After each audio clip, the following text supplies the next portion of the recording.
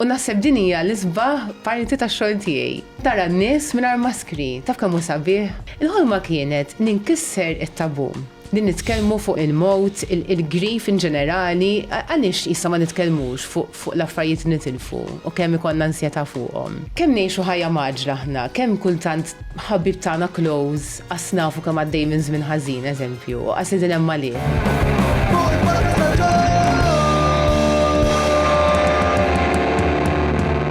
Mela, tlaqna? Mela, għal-darbohra fl-studio miħaj għandi l-Miren it-tini darba li għedaw għax bħal Chris sfortunatament kellna din id-disgrazzja bil-hard disk u tlift numru ta' konverzazzjoni li kienu vera għal-qalbi u għallura deċidejt illi serġana milom grazzi tal-li uġbuk teġu diġizaw. Nirringrazzjak. Grazzi inti li erġajt ġifni sawn. Ħad gost l-ewwel darba? That was cool. Issa nispera li ħanerġa' nieħu gost. Eżatt, ġifieri jien nħoss ħafna pressjoni, ħafna pis fuq spalti sabiex kemm lilek u kemm min isegwina intihom speċjal l-istess vibe. Vibe ma tantx iżomm dimħara kelma estra tfakkarni wis fil-hippies. Mhux li għandi xi ħaġa kontra l-hippies, għandi ftit.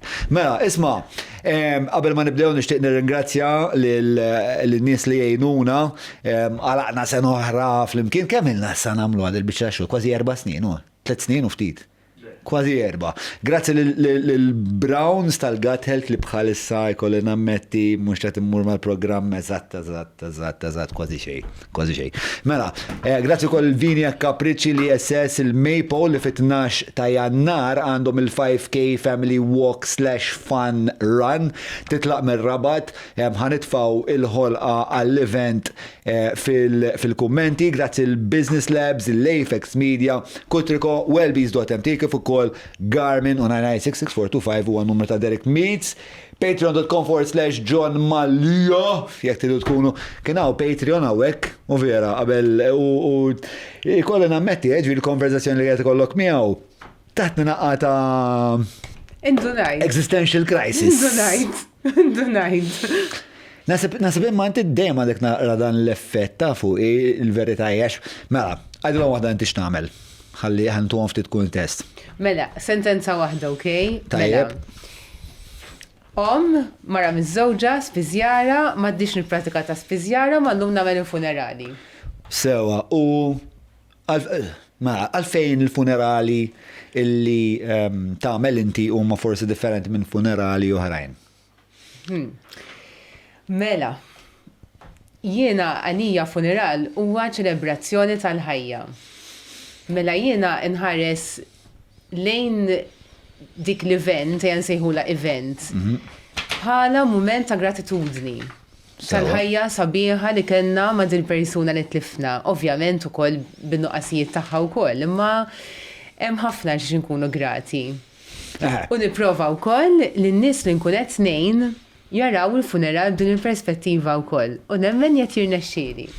Sewa.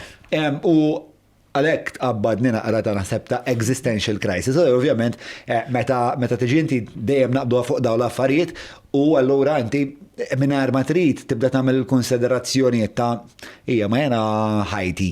Qiegħed nagħmel għażliet speċjalment meta qed nikkonsidra jekk inqattax iktar ħin ix-xogħol jew iktar ħin mat-tfal jew iktar ħin għalija biex ta' tibda tiġi wiċċ in wiċċ meta nitkellmu jiena u int mal-finitudni li hija l-ħajja hu.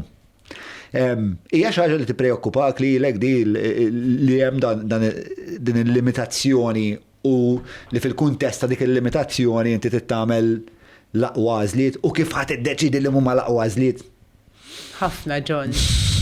Ħafna. Nkun qed nikdeb u jekk ngħid li le. Issa bħalek jien kważi 4 snin naħdem f'da settur tal-funerali u bdiet ħafna u kif naħseb. Ħafna bdiet kif kull sija tal-ġurnata nixtieq inqattaħħa naħsibha. Ma rridx naħli ħin fuq din l-art. X'inbidel? X'inhu ma l-iktar affarijiet li nbidlu tul dal-4 snin? Ara, l-iktar ħaġa personalment li nħoss li nbdilt ħafna fuqha hija kemm kien hemm affarijiet trivjali qabel ikun ninkwieta fuqhom.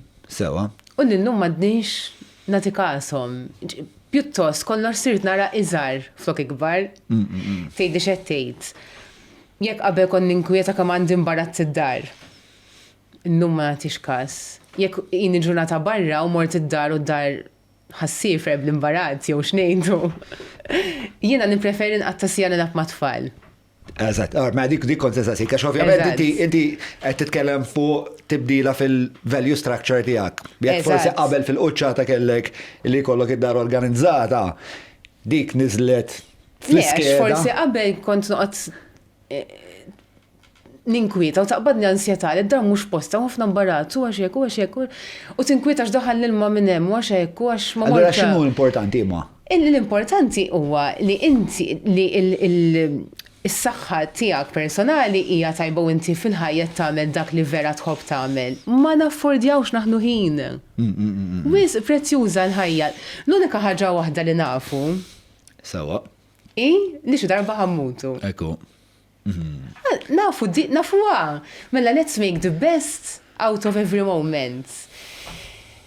Jekk hemm sija fil-ġurnata li ma ħaġ gost nagħmel dik il-ħaġa li nirrabjani. Issa ovvjament jiena mhux qed ngħix f'ħajja perfetta. Mhux hekk. Għax ovvjament ikun hemm mhux ħażin momenti li mhux qed nieħu gost nagħmel li nkun qed nagħmel fihom, imma naqqasthom ħafna. Eżempju ma' min inkun, ma' min qed nintaqa'. X'qed nagħmel, x'qed niekol. Sirt iktar diskriminatorja over time li jisma' il-ħinti għaj prezzjuż mhux ħanaħli. Fuq affarijiet li forsi mhux għalija mhux li ma jtunix pjaċir għax kultant, ġifieri hemm affarijiet li pereżempju fix-xogħol tiegħi anke fil-familja tiegħi li inħoss li minkejja li ma nħux gost nagħmilhom. Hemm bżonn li nagħmilhom għax iktar il-qoddim se jsarfu f'affarijiet li jiena nħobb u nħoss li huma kongruenti mal-personalità tiegħi u mal-ambizzjonijiet tiegħi u mal-aspirazzjonijiet anke personali tiegħi. Però mbagħad meta niltaqa' ma' situazzjonijiet fejn għajt isma da vera mhux kongruenti ma' minn jien u dak li nixtieq. Dawk illum il-ġurnata nista' ngħid li kważi xejn ma nittollera. U dik il-bidla f'ħajti ġifieri tieni ħafna iktar għandi ħajja li nħoss għandha tieni ħafna iktar sinifikat. Naħseb il-problema tiegħi bħalissa bħalma kont qed ngħidlek li nipprova nagħmel kollox. U meta qed kollox għandi ħaġa sabiħa fik, għaliex inti taf, actually tiġibna punt ieħor. Inti taf li m'intix għal dejjem, għandek expiry date, ġifi ver tagħmel kollox fil-ħin li għandek, darba kont qed naqra, vera interessanti di, jgħidlek immaġna ħajja fejn il-mewt ma jeżistix. Immaġna aħna niġu u ngħixu għal dejjem.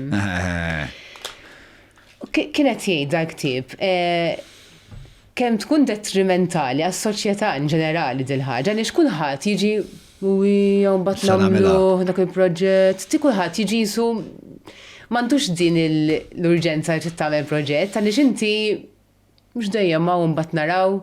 Mentri jekk inti jisu għandek target żgħar. M'għandekx din xewqa ma li tgħix għal dejjem? Li kieku speċjal ix-xjenza tul l-eżistenza tiegħek tiżviluppa sa tali punt illi għandek la Samir. Trid tgħix għal dejjem. Iva. Nħobba ħafna l-ħajja. Nħobba ħafna l-ħajja. Kemm inħobbok. Tafa di song tal-mjaw. Tal-mjaw ħabib tiegħi Niki Gravino.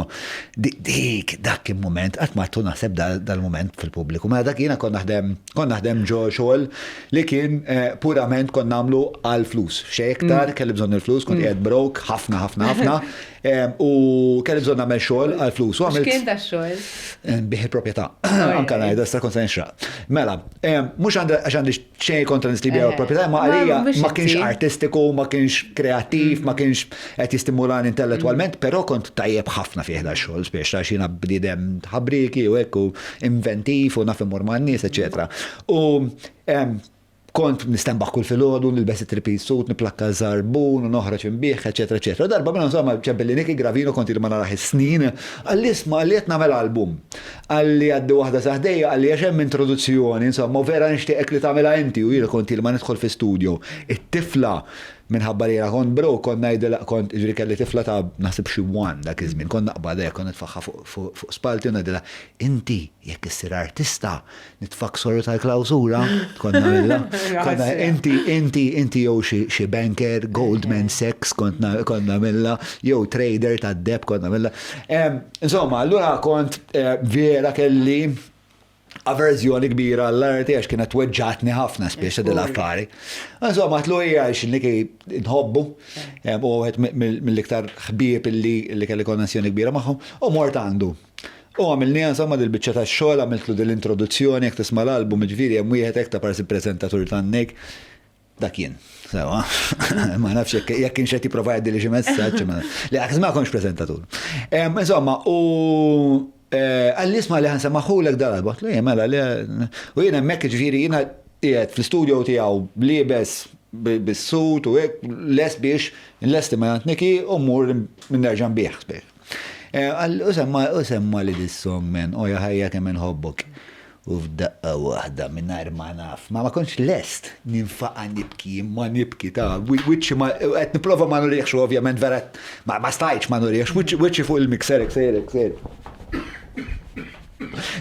U da u bniedem li żviluppat ħafna spiritualment, kif tajt għandu empatija kbira, allura kien jaf li kellu bżonn jitlaqni waħdi, imma qisu kien hemm xi ħaġa li kont qed nirrepressa. Illi dis-song mingħajr ma qabżatni, qabżet u fetħet iżżib fuq l-emozzjonijiet tiegħi. U f'daqqa waħda insomma. U minn hemmhekk insomma rġaj bdejt nibda nfittex kif ħan nibda nagħmel naqra arti. Kemm iġġibna l-punt sabiħ li għadt imma. Kemm we meet the right people at the right time. Yeah. U sta għalina li nkunu miftuħin għalfejn hekk ġew fil-ħajja tagħna. Ara, jiena nixtieq li naqbad kemm kif bdejt inti, għax huwa interessanti ħafna dak it-traġit, and it's about the right moments, or it's like the moments that change your life, u dik nixtieq nitkellem dwar. Però qabel ma naqbad dik il-parti tat-traġit, nixtieq ukoll speċjal forsi tgħidilna xi funeral illi minnu nistgħu nislu għalfejn il-funerali tiegħek. Speċjal fejn ġew għand in-nies biex jgħidu l-isma' l-mirien titkellem, għalfejn taħseb. Mela, in-nies naħseb li jgħidu hekk. Ma din emozzjona ruħi x'ingħidax. Lin-nies fehmu x'għandi f'qalbi għalija kbira. F'ħajja daqshekk falsa toqgħod tgħid u rridu kollox materjali, in-nies nemmen li fehmu x'għandi f'qalbi. Li jiena tax-xogħol huwa l-vokazzjoni tiegħi u li jiena dem biex ngħinhom, mhux biex napprofitta ruħi minnhom. U jien wasalt fejn wasalt b'din l-imħabba tan-nies. Huma wasluni hawn. Skużani, ma vera emozjonani di. Speċjalment issa fl-aħħar tas-sena nħares lura u ngħid kemm iħobbuni n-nies hekk. L-imħabba li għandi madwar hija kbira, nixtieq nixxejja ma' kulħadd hekk kemm jiena xejn mingħajrhom. Fis-sens ma nagħmel xejn speċjali nħossni. Xogħol inkun qed nagħmel. Għalfejn jiena ma nasibx li maqtuħ pereżempju għax-xogħol tiegħek. Għalfejn inti maqtuħ, għalfejn jfittxuk. Nipprova kull persuna li għandi qudiemi nara isa jien. Mela jien kieku jien nitlef il-ommi. Jien kif irrid jaġixxu miegħi n-nies. Jien mhux ħanara n-nies flus, minix ħanara n-nies żejda, minix ħanara n-nies x'nista' nakkwista minnhom, mhux qed ngħid li jien anġlu. Assolutament. Ma vera nħobbhom in-nies. U nkun nixtieq noħdilhom dik it-tbatija li għandhom. U naħseb jaraw li vera qed nipprova nagħmel hekk. U mod prattiku ġifieri inti li qed tiddeskrivi hija emozjonali. U sens kbir ta' empatija. B'mod prattiku kif? Eżatt. L-għallu kemm m'għandix nisaqsik ma' donna. Xbaż, alright, mela. Mela, għax jiena ħanpoġġi, mela jien ħanpoġġi miegħek. U jiena nista' f'20 minuta nagħmel għandi nagħmel. Nista' nara x'tixtieq fil-funeral, nista' naqdik, nimxu, isir il-funeral, tkun kuntent għax inti għalhekk xempirtli biex ngħinek torganizza l-funeral, naqblu? Mhux hekk? Jiena ħanpoġġi miegħek, qas biss nibda nitkellem fuq il-funeral u ħanibda nipprova nifhem x'qed ibbeżżak minn ġurnata x'ma tixtieqx tara, x'tixtieq tara x'għandek f'moħħok inti li int artist eżempju, x'tixtieq tagħmel differenti. U jien moħħi jibda sejjerek, bozzos jiġenu minn kull imkien biex nara kif nista' dakinhar inti klaj. Kif nistgħu nonoraw il-maħbub tiegħek bl-aħjar mod possibbli għalik, mhux għalija u għal dak u għal ieħor. Kif inti tiċċelebra l-ħajja ta' persuna għalik huwa differenti minn kif jien niċċelebra l-ħajja ta' persuna li Kif tasal għalija dik? Kif tasal għalija biex tifhem? Ħafna ħin u paċenzja u li tisma'. Jien ma tantx nitkellem fix-xogħol, illum qed nitkellem ħafna ara. Ġifieri inti tasal hemmhekk. Mela aħna ċempilnielek, u għandek isma' x'għad nħobbu. U inti x'tagħmel? Wasalt. Eżatt. Ġeneralment insib ħafna kejos. Nis ġej minn kull imkien, in-neighbors semgħu ġew ħabtu, dak iċempel, telefon ma jaqafx, il-mobiles ma jiqfux, kejos bej il-family members ukoll. Il-qabbar fejn u mikarta qabbar għatlek sibhom dawk ma kienx jibdew ħafna daw it-tension. So l-ewwel ħaġa nipprova nagħmel jiena kafe. Indawwar kulħadd miegħi, nistgħu please nagħmlu kafe, nistgħu npoġġu. Ngħidulhom ukoll li hawnhekk fejn ma nafx hekk nagħmilx tajjeb. Jiena m'għandi ebda ħin fiex xi ħanetlaq minn hawn. Jekk hemm bżonn nagħmel ġurnati, ħa nagħmel ġurnata magħkom. U nibdew nikkalmaw. Bla ma naf, somehow, hemmhekk jiġri maġija. Kulħadd jibda jixxerja, jibda jitkellem fuq il-persuna, u daqshekk, the rest is magic. It's beautiful. Tant inkun happy f'dak il-moment li daw in-nies ma jafunix. And they're sharing so much about their lives. Ovvjament mhux kollu tajjeb. Kulħadd għandu l-ħażin tiegħu, jiġifieri a lot of hurts come up. Nitkellmu ħafna. Tant li jiena in a few hours nħossni parti minn familja. U nixtieq vera minn forsi qed jisma' u forsi kont magħhom jifhem li vera li qed ngħid. Huwa privileġġ ukoll, kbir. Għalhekk nimmozzjona ruħi, għax jien x'għamilt f'dil ħajja biex jixraq li nies li ma nafx fl-ar momenti tagħhom qed jinfetħu daqshekk miegħi. Però naħseb ukoll li inti ssib il xi ħadd li għandu dil-kapaċità ommi għandha pereżempju, dil-kapaċità li tkun kompletament empatiku. U sibu f'dak il-mument fejn hu forsi l-iktar traġiku. Naħseb għal dawk il-persuni wkoll huwa ta' ma nafx ikux privileġġ, ikux hija xi ħaġa li hija benevolenza kosmika. Isma' aħna nies bih ħafna ta' bħala umani. L-essenza tagħni hija sabiħa ħafna ta'. X'taħseb li l-essenza tal-bniedem allura? Sabiħa ħafna. Għax jiena ħanejdlek, di xi ħaġa oħra li skoprejt fix-xogħol tiegħi inħoss. Jiena nintaqa' man-nies f'mumenti fejn m'hemmx maskri, naqblu. Dak huwa punt vera interessanti. Ġini mhux bejnietna x'qegħdin qed jismawna ħafna nies, imma nkun ħammur għand klient li jiena niddejjaq lejlu klient ta' ma ċempilli xi ħadd biex immur ngħinhom. U eżempju on the way ngħid inħabiba tiegħi ħanħallink għax dieħla taf minn ċempilli eżempju u nidħol. U tgħidli eżempju oqgħod attentax smajt li hekk u hekk. Il-familja hekk. Ne, l-persuna eżempju għot attenta minna, sejna ma tanx nitkellem fuq ix-xogħol ta' imma l-funerali huma pubbliku fis-sens in-nies jafuhom in-nies. U ma ssib xejn milli jkunu qalu. Għandix inti f'dak il-momenti. Inti tgħallimt ħafna fuq il-bniedem. Jiena għandi kurżità kbira, l-aħħar darba wkoll qed ninsaqsi naqra l-lent niżara. Għax hemm dawn il-postijiet fis-soċjetà tagħna fejn il-maskra tal-bniedem aħna naqblu ġviri aħna nagħmlu ġurnata, ninteraġixxu man-nies b'mod li huwa pjuttost superfiċjali inti l-ħares toqgħod tespondi ruħek ma' kulħadd impossibbli kważi Eżatt dik, issa jien għandi xogħol. Fejn inti eżatt. Ħin kollu qed tara n-nies mingħajr maskri, taf kemm hu sabiħ? U naħseb din hija l-isbaħ parti tax-xogħol tiegħi.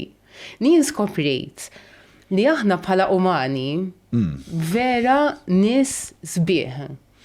Vera nies bis-sens. Ibate għalfej, xem li huma daqshekk sabiħ? Ħanejdlek. Kemm ngħixu ħajja maġra aħna, kemm kultant ħabib tagħna close, asnafu kemm għaddej minn żmien ħażin eżempju, qasidin hemm għalih. F'dan momenti tara kemm is-sapport tal-familjari, tal-ħbieb, kemm vera huwa b'saħħtu, kemm il-familja hija kollox. Jekk għandek bżonn immurlek b'karta biex inġiblek firma l-qabbar eżempju l-mellieħa, ħammurlek m'hemmx paroli fil-void chain. Jena l-ħar funerar li kelli kien ta' Nanna Ġejni li kienet persuna li fija ħalet impressjoni kbira nħoss li għandi ħafna mill-ispirtu ta' Ġejni ġodemmi, u waħda minn niesi u ommi, nista' koraġġ kbir u nista' ta' spina tal-ħadid. U niftakar li kienet opportunità fil-verità, jiena krajta, ġifieri niftakar. Tista' tixxejn iktar fuq għadi waqt il-funeral jumin kien qabel. Fis-sens illi kien hemm il-perjodu fejn kienet il-sptar, ovvjament kont mmur hemmhekk, nana tiegħi nazzjonalista u niftakar ngħidilha tipo kienet diġà fl-aħħar fażi u konna nagħmilha ġejn ma tistax tmur taħt il-Labor, inti ma tistax tmur taħt il-Labor konna nagħmilha biex nibilgħu fajn. U għax konna nġildu ħafna, ġifiri, ma kon nġi d-dar, meta kont fil-sekondarja, tisma l-101, nbiddilu l-ek bis-sal ta' posta, ma tanx kienet tara, allura biex titfaw l-ura kienet toqgħod tiddaj.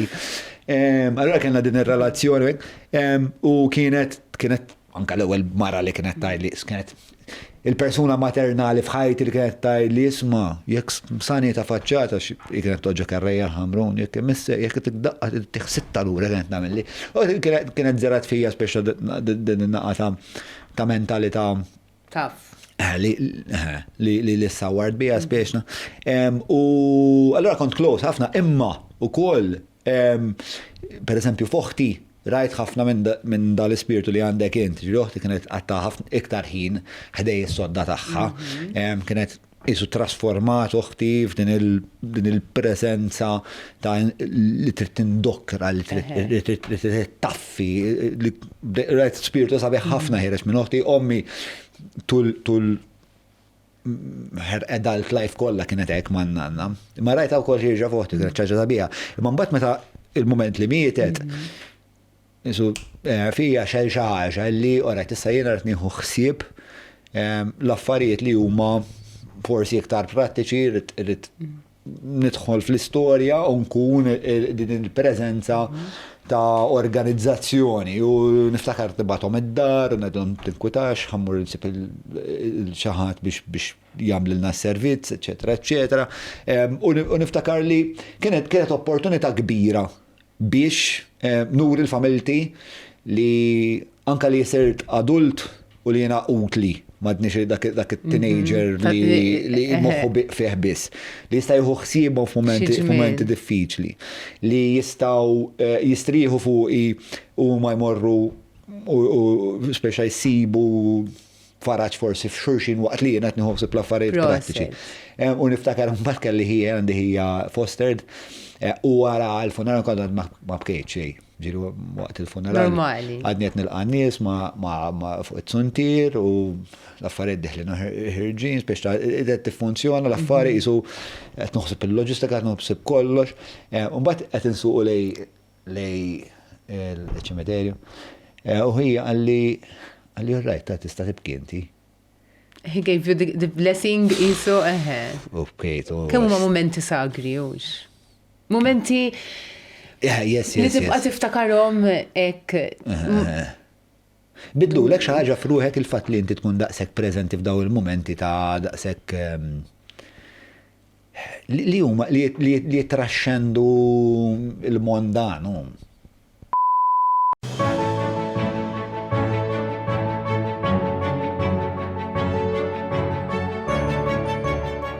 il-ħobża tal-Malti, il-ħobża tal-Maltin, minant il-Maypole. Il-traġit tiegħek għal ġewwa dan ix-xogħol. Il-papa tiegħek kien jagħmel dan ix-xogħol. Kien jagħmel dan ix-xogħol, imma mhux bħala x-xogħol propja tiegħu. Ġifieri hu electrician u kien jagħmel dan ix-xogħol tal-funerali jisu bħala xogħol tal-komunità fir-Raħal. Min fejn intom? Zebbuġin aħna minn ħaż-Zebbuġ. Għax iħobb il-Knisja. Ġifieri sab xi ħaġa li qed jgħin imma jgħid fil-Knisja it gives him U iktar sens ta' komunità spiex Eżatt, ma kienx bħala business assolutament. Ġimissieri qas kellu uffiċċju eżempju. Sewa. Jafuh in-nies ta' Zebbuġ biss. Ġifieri jiena Imma inti kont tagħmel da xogħol miegħu? Le, xejn. Jiena sakemm kelli 17 sena, eżatt, missier kien għandu ma bdiex dan il-volontarjat, xogħol fil-komunità. Sewa. Ġiena niftakru fl-electronics, electrician, kien ibih televisions. Okay. Dak huwa x-xogħol tiegħu, imma min-naħa l-oħra huwa bniedem spiritwali ħafna. Dejjem ħajjara kif ħajjejn fil-Knisja. Eżempju, niftakarhom jagħtu l-korsis il-koppji mexxejja ta' kana, dejjem niftakarhom jinvolvu ruhom. Mbagħad ġiet din il-biċċa tal-funerali naħseb parti minnha. U niftakarni jien qed nikber. U jien qed nara il-missier jinbidel. Kemm ilu beda dan ix-xogħol. Xogħol, fis-sens ma kienx ix-xogħol propja tiegħu, ma kien jaqsam magħna ħafna esperjenzi hekk. U kont qed nosserva li l-missieri jinbidel imma smadi għall-aħjar. Isu għandna din forsi belief li aħna iktar ma nikbru iktar niġu neqirdu, iktar niġu nqas paċenzjużi, iktar ma nixxieħu iktar niġu diffiċli. Jiena l-missieri rajtu isir aħjar. Ek, xaħġa vera niftakarni naħseb fuq għadin. U inti kont qed taħseb illi ir-raġun li qed tsir aħjar huwa. Le, ma kontx naħseb. Le, dan qed retrospect kont nosserva. Meta tajt qed jaqleb għal aħjar juri iktar paċenzjuż, kien iktar paċenzjuż. Dispożizzjoni tiegħu iktar feliċi, eċetera. Eżatt, kien jagħmel iktar ħin ta' kwalità mal-familja. Konnet tosserva li qed jinbidel. Però issa retrospekt taħseb illi il-font li kien. Imma nun kelli diskussjonijiet miegħu, ġifieri naf li vera anku jħossu hekk. Sewa. U jaħseb li għax qabad dan ix-xogħol fil-komunità illi. Enu ħafna. Ġifieri dik għandna diskussjoni twila, jienu missieri nitkellmu ħafna hekk. Rib ħafna inti maddedi? Ħafna. Kemm dan jagħmlu xogħol hu? Mbagħad għamel naħseb xi 13 sena hekk jagħmel ftit xogħol tal-komunità ta' dan it-tip. Sa frattant aħna din 4 tfal. Jien kbira, ġifieri konna din nistudjaw, miskin dejjem jaħdem biex jara kif kulħadd ħajasal, fejn għandu jasal. Kollha gradwajna, kollha lestejna, insomma kulħadd setiljat fil-karriera tiegħu. Jiena spiżjar, uħti spiżjara wkoll, insomma. U da minn għalih li tfal kollha setildek. U naħseb kien qed jaħseb biex jibda jieħu l-ħajja aktar kwieta issa. Mur jgħidlu x'xamritlu, miskin. Għax imbagħad meta jiena fl-2021 deċidejt nieħraq il-karriera minn spiżjara għal xogħol tal-funerali. Kelli diskussjoni twila miegħu rġajt u qatt ma stennija li jien ħammur ngħidu xi ħaġa hekk. Imma inti kien diġà kellek xi esperjenza mal-papa, jidhirli kien hemm xi mumenti fejn kontejnu. Le, xejn. Fl-ebda momenti. So eżempju kont osservah. Kont osservah u ma kellix interess nagħmel da xogħol, inkont farħana ħafna fix-xogħol li nagħmel. Bħala fil-farmaceutika. Eżatt. Sewwa spiżjara. Mbagħad kien hemm esperjenza mbagħad dik li għaqdet naħseb id-dots. Li fl-ewwel tqala tiegħi tlift tawminu fit-qala. U hemmhekk fejn jien affaċċajt grief wiċċ imwiċċ. Hemmhekk fejn naħseb nibted dik iż-żerrija l-vokazzjoni naħseb. U mbagħad sabiħa ħafna l-istorja. Għalfej, il-żerrija nibted għax inti ma sibx. Eżatt. Forsi min jgħinek Eżatt. f'dan il-moment Kemm diffiċli. ħassejtni waħdi, John. Kemm ħassejtni waħdi. L-isptar bin-nersi jiġu jkellmuk waħdi ħassejtni l-ħbieb mhux qed jifhmuk. Qed hawnhekk hawn ħafna xogħol xi jsir. Mbagħad tant kont ferħana fli kont nagħmel qatt ma kelli gazz. Nitlaq ix-xogħol li kelli għalqan biex ma tgħix kont imdejqa. Mbagħad fil-pandemija tal-COVID il-kumpanija qara naqra l-ħajja. Il-kumpanija li konna naħdem magħha iddeċidiet li tieqaf topera minn Malta. U tawna somma sabiħa, fis-sens għax għalqet il-kumpanija u qed issa ċans qed b'dawk il-flus ħaninvestihom f'dil ħolma li għandi. Wow, okay. Et issa jekk ma jirnexxinix, nerġa' mmur naħdem ta' Il-ħolma x'kienet? Il-ħolma kienet ninkisser it-tabu. Li nitkellmu fuq il-mowt, il-grief in ġenerali, għaliex issa ma nitkellmux fuq l-affarijiet nitilfu u kemm ikonna ansjetà fuqhom. U x'tallim ta' dwar da kollu għalfejn ma nħobbux nitkellmu fuq il-mewt. Fis-sens nista' nimmaġina li parti minnha hija repressjoni. Mela, ħanejlek eżempju żgħir. Mela jien kif għadlek jien kelli 17-il sena meta missieri beda dan ix-xogħol fi komunità. Niftakar il-ommi ċare, niftakar jien il-ġlied, id-dar, ommi ma tixtiequx jaħdem f'da x-xogħol. Għaliex huwa tabu. Anka meta bdejt din il-venture ħanejdilha hekk, li inti għandek mara ta' professjoni b'karriera u sejra tagħmel il-funerali. Ma tinstamax tajjeb. Hija tabu. Inti x'kienu jiġu f'moħħok? Kieku qed ħastiden xi ħadd li jagħmel il-funerali, how do you expect the person to be like? Kieku ma nafekx. Kif ma nafx teżisti. Kif konna naħsibha jien? Meta peress li jkun parteċipi funerali oħrajn li huma biex ta' xejra kattolika u tradizzjonali Maltija, biex hawn kif qed ngħidlek pereżempju organizzajt il-funeral tan-nanna tiegħi. Huma pjuttost funerali fejn is-sens huwa wieħed tqil, spiex ta' wieħed ta' ikun hemm din l-isħaba sewda li terqek fiha. Eżatt, issa nsaqsik xi ħaġa oħra. Inti semmejt it-tifla ħafna drabi f'din diskussjoni. Ġieli qed tilha studja hekk ħassir tal-funerali.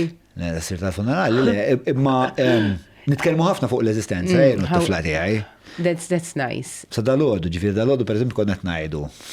Jekk it-tifla tiegħi ma ssirx jiġifieri l-kamu ta' Malta ma nafx. Dal-għodu kont qed ngħidu, kont qed ngħidu il-mara li nafa ħafna snin, insomma, kont qed ngħidu il-lira kont nara fuq it-tarġa tal-kokonat il-mara meta jien kelli xi 20 u naqra iktar minni. Imma jiena kont qed ninfixkel mħawwat u hekk qed insomma nagħmel l-affarijiet li jagħmlu iż-żgħażagħ meta jkunu mfixklin u mħawdin. U kienet tgħid li jien kont ħares li hawn nitbismilha u mbagħad nibqa' għaddej. U vera kaxi gustuża u hekk spiex ma sabiħa. Imma jita jispiexa u dak iż-żmien imma inti kont taf li kont għadek wisq imħawwat għalija spiex. U allura mbagħad il-kliem dar fuq it-tifla tismara ngħidu law l-affarijiet hekk, nkunu romantiċi u hekk ma xulxin. U l-kliem dar għal min jaf inti fejn kont dak iż-żmien. Speċjalment qas kont teżisti. Fejn kont dejjem nibdew nagħmlu fejn kont dak iż-żmien. U speċa din il-membrana bej dak li jeżisti u dak li ma jeżistix, it-tifla tiegħi konxa ħafna minnha, tistaqsi ħafna minn dawn il-mistoqsijiet, ma jidhirx li għandha xi tip ta' ansjetà partikolari, ġifieri meta l-bieraħ kienet jaraw Titanic għall-ewwel darba u Jack miet. Happens, I mean it's life. Special life, that. Imma jien nemmen li l-ġenerazzjoni tagħhom li tiġi naħseb snejn li ta' warajna kif tiġi. Ma nafx kif jgħadma di tal-ġenerazzjonijiet. Issa morru nfittxu wara dan. Nemmen li diġà qed iħarsu lejh b'mod iktar healthy s-suġġett. Jiena assumejt li peress li maċċaw daqshekk sens ta' reliġjon, ir-reliġjon m'għandux daqshekk pervażiv, immaġinajt li ħase jkunu iktar anzjużi minna. Le, ma naqbilx miegħek. Ma naqbilx miegħek. Emela, jien għandi żewġ sobien, għandi Risem għandu 8 snin u l-Max għandu 3 snin u nofs. Meta jien bdejt din Dil-midġja. Dil-midġja, jien kont ila Max. Sewa. Ġifiri, Max dejjem jiftakar żgur dan is-suġġett jiġi diskuss id-dar. Ara kbir, le. Ok.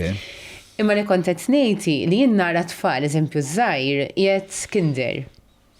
Daw diġà għalmuhom il-life cycle tal-caterpillar u mbagħad tal-farfet, il-life cycle. Daw jafu diġà li hemm start u finish għal-ħajja. Anka aħna nkun qed nitkellmu d-dar, nitkellmu ħafna eżempju jien naf pets, issa xtrajna fekruna żgħira, qed ngħidilhom li jridu jieħdu ħsieb għax di mhux għaddejjem magħna. Mhux bil-fors reliġjon, imma nitkellmu ħafna fuq il-kunċett li kull kreatura twildet u ħat ispiċċa.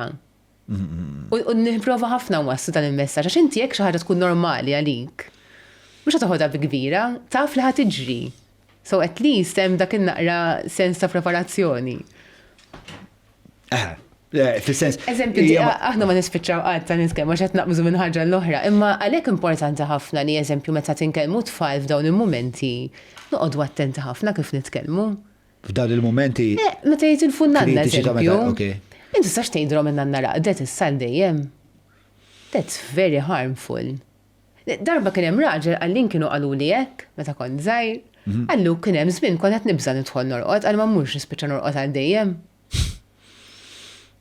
Idu nkellmuhom dirett il-kunċett tal-ħajja li kulħadd ħajjitwieled hemm il-lifespan tal-kreatura x'kull kreatura għandha lifespan differenti u dik ħadd tispiċċa.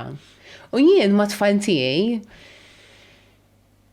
nipprova vera nwassal dan il-messaġġ li f'dik il-lifespan trid tagħmel vera dak li tħobb u vera dak li itik sodisfazzjon fil-ħajja. Eżempju, t-tifel tiegħi jħobb futbol, mela vera nħobb ninkoraġġih biex jagħmel dak li vera jħobb.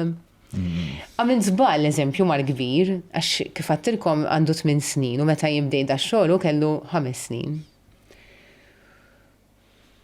U kien isaqsini, kien jgħidli ta' min kien il-funeral ma' millum. U kont bat karriera, ngħidlu of an old lady. U lad of an old man. U lad of an old lady, dejjem sejrek. U bat kont qed naqra, u ndunajt li jinverat nagħmlu ħsara dat tifel qed ngħidlu hekk. Isu kont qed nipprova nipproteġġih biex ma jibdix jibżala ħajjitla fil-ġenituri tiegħu jew in-nanna tiegħu. U kien jgħidli how old, mama, how old? U kon ngħidu 96 eżempju. Għallaj brek dejjem 90s kienu jkunu l-funerali tan-nies li kont qed ngħin. Indunajt li kont edha nwassallu messaġġ vera ħażin. Li aħna kollha ħanejxu sa 90s. U li inti toħodha for granted sa 90 li tagħmel li trid, u mbagħad taraw wara 90 għax tmut wara 90 speċi, imma bil-mod il-mod bdejt ngħidlu, eżempju anke darba kelli bookmark ta' ġuvni ħasra kien mid-accidents. Ben kien kellu 21 sena xi ħaġek u jien kienet vera affettwatni ħażin din l-istorja. U niftakarni mort id-dar u l-ommi jettila tini ftit ħin ħamur fil-kamra waħdi għax minix nħossi tajjeb. Irrid nikkalma biex ma nurix it-tfal kemm edha ħażin. Ħażin. It's not okay.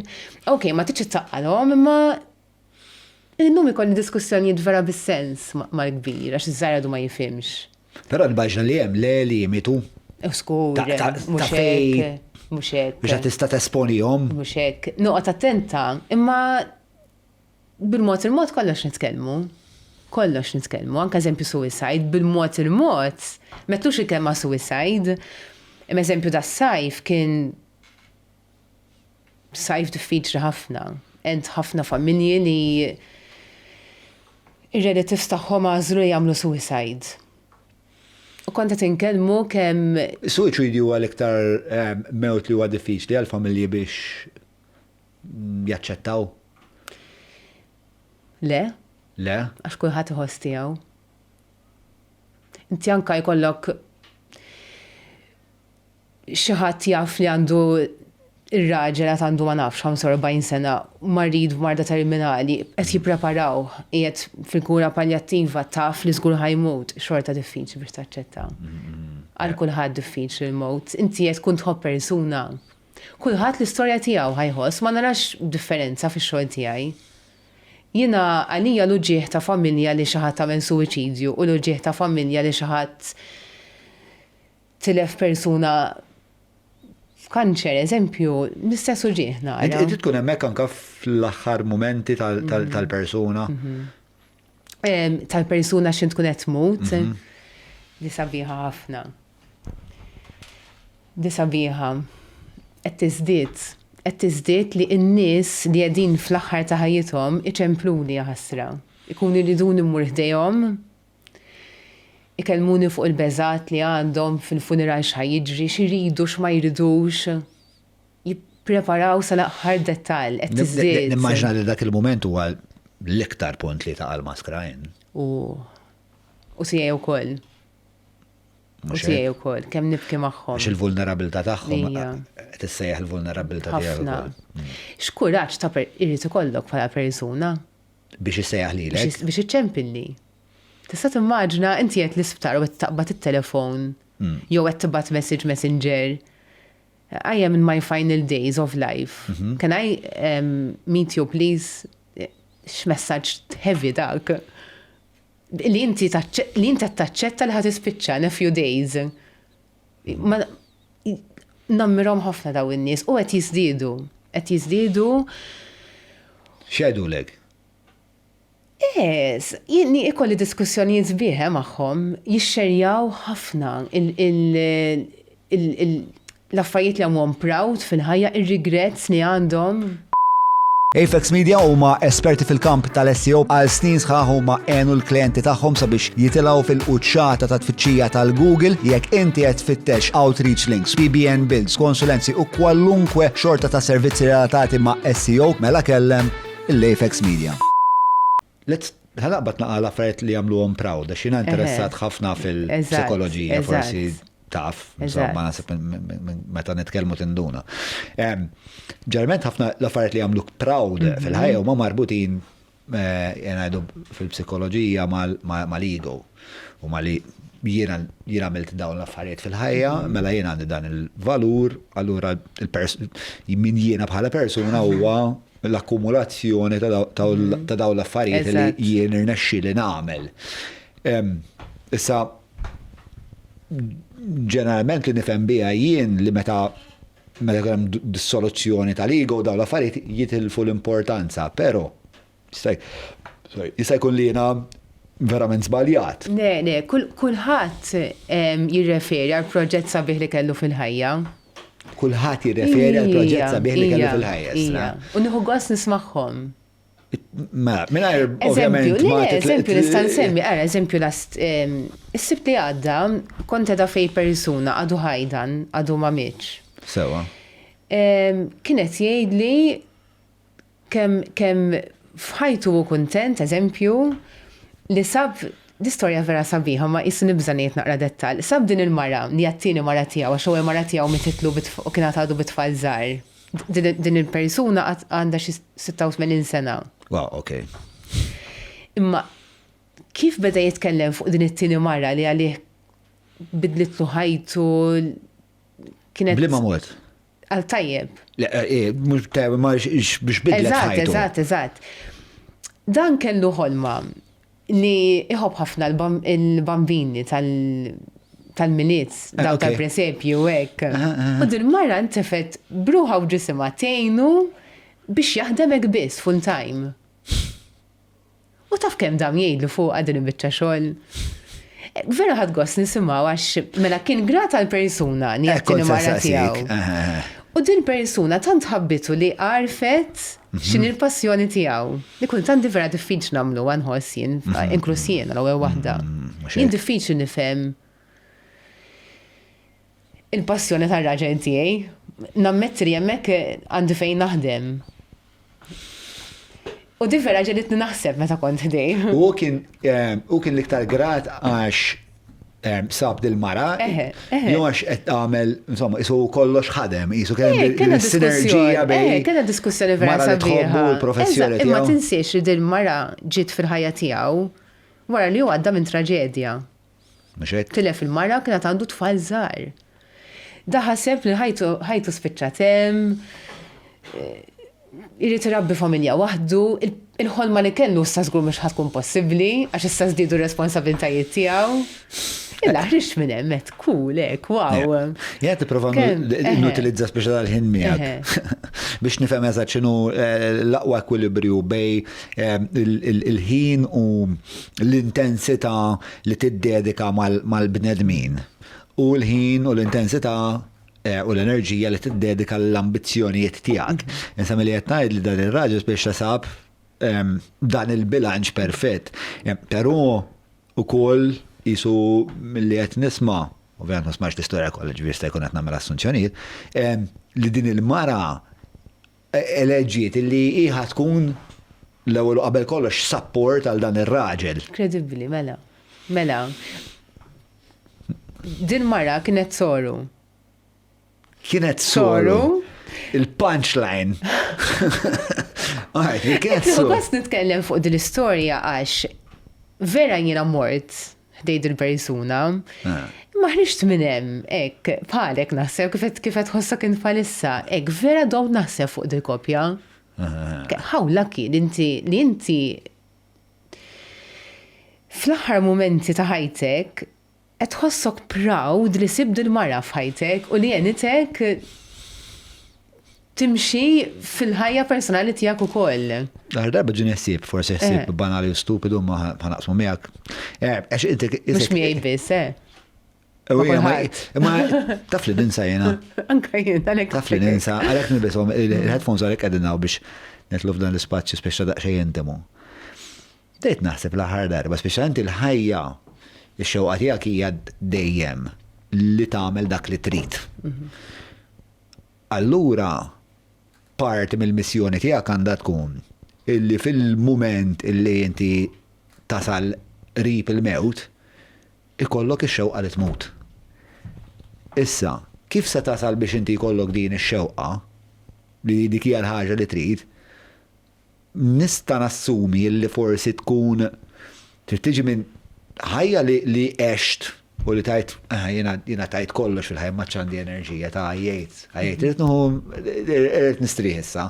Imma vera nista' nħares lura u għamil dak kollu li xtaqt, illu li jedi tajtom dak kollu li xtaqt inti jew materjali u mhux, ħabbejt, tallimt inħobb iktar mill-li kont naf inħobb meta bdejt f'din il-ħajja.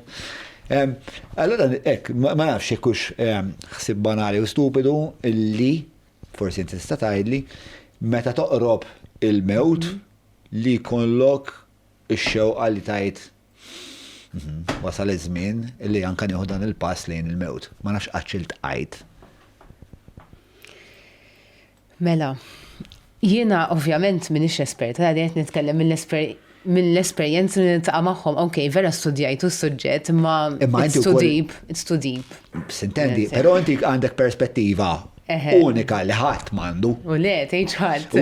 Imma li huma vera parti żgħira ħafna tal-popolazzjoni li għandhom. Taħseb? Mhux hekk bil-fors, speċa jiena forsi kont preżenti, nista' niftakar f'dak il-moment hekk ma xi tlieta min-nies. Inti l-ħajja tiegħek hija li tkun qrib dawn in-nies f'dawn il-momenti li huma sagri, hekk nemmen li huma sagri. Iltqajt ma' nies illi Mela. Jien inħoss li jgħidu lesti li itemmu din ħajja fuq din l-art ħanejdu hekk. Meta jkun hemm uġieħ estrem li huma jaraw il-mowt bħala soljev. Kemm tiflaħ tbagħti persuna? Imma nemmen li ħadd ma ħajjejt jiena minn dak kollu li rid nes biex immur. Anka xi ta' 86 sena jibqa' joħlom. Okay, all right. Inti tibqa' toħlom sal-aħħar mument, tibqa' toħlom li ħadd tibqa' taspira li anka ħatmut mowta tajba. Sal-aħħar tibqa'. Tibqa taspira li ħatmut mewta tajba. Mhux hekk ġifieri ara kemm aħna hopeful bħala bnedmin, tibqa' dejjem tixtieq xi ħaġa sal-aħħar. Tibqa' tixtieq xi ħaġa. Qatt ma tiġi u jisseġri li jrid. Il-punt tiegħek kien naqra dak li tajt jiena wasal fuq dan il-moment. Nittama li ħatkun kważi mhux nittama il-kelma hija nixtieq li mmut issa. Eżatt, li biex nifmek sew. Għajr dak il-moment li inti tkun f'ħafna uġieħ, ix-xewqat ma tkun li l-ħajja tintemm. Le. Jiena nemmen li kieku teżisti xi magic pill u jgħidulek ħanfejqek, ħantik option issa, jew ħantik din il-magic pill u ħajaddilek kollox u ħatiġi kif kont 10 snin ilu. Ma kellek xejn. Jew tażel li tibqa' sejjer. Nemmen li joħdu għal magic pill. Ovvjament, nintaqa' ma' nies anzjani li jgħidu li jiena t-tfal setinjati, jgħidu li msieken l-ardawk u jaħasra għadhom żgħar u għandhom it-tfal żgħar, ġifieri jikkunslaw li għaw minnu għar minnhom. Imma nemmen li xorta ma jkunux jixtiequ jmorru. Sabiħa tant il-ħajja. Allura inti x'tagħmel minn da kollu? Flima sens. Fis-sens li xnejdilhom. Le, jekk inti personali jekk nista'. Meta tikkunsidra il-ħajja. Hija xi ħaġa ġusta? Hija ġusta li niġu mwielda? Ħafna. Sab il-ħajja rigal. Minkejja li fl-aħħar jitteħedlek. Ija. Xorta kif inkellak eżempju jiena. Kieku jimma inatajġ dan il-privileġġ li niġijaw f'din il-ħajja. Kieku kif kont se nesperjenza il-pride li tkun om eżempju. Lallu għasissa nimmaġna jek li kieku ma kellix iċ-ċans. U kif kont se nesperjenza kemm jimbnid ma bis-sens. Li nista' nagħmel dak kollu li noħlom fil-ħajja u li jiena il-controller ta' ħajti. Ġiri minkejja li l-istorja arkija waħda traġika, għax hija traġika. Għaliex traġika? Għax tispiċċa ħażinu. Fis-sens tispiċċa ħażin. Forsi għandna kriżi esistenzjali u qed nimponija fuq ħadd ieħor. Ma il-fatt li biex nafu li din il-ħajja tintemm. Eżatt, għalhekk dak l-affarijiet kollha li nħobb u nħobb nagħmel u n-nies kollha li nħobb nara u l-postijiet kollha. Imma inti ħad tispiċċa imma kemm ħallejt f'ta warajk.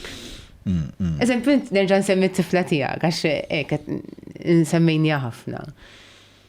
Mhux kun jew li inti ħad titlaq u ħallejt il-valuri tiegħek fiha u li ħatibqa' tagħmel l-affarijiet li int kont tagħmel, ħatibqa' tgħid l-affarijiet li int kont tgħid, ħatibqa' tiftaħar ma' sħaba fuq il-podcast super li bdihom missieri.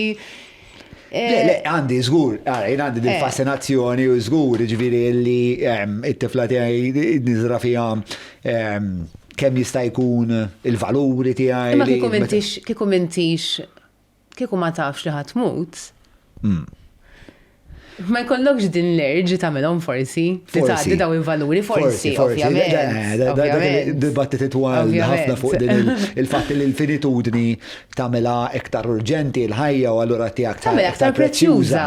Jien hekk nara, jiġifieri naħseb jiena bis-sens qiegħda l-ħajja li tiġi għandek żmien ma tafx kemm hu twil u ma taf li għandek żmien. U inti il-master ta' ħajtek.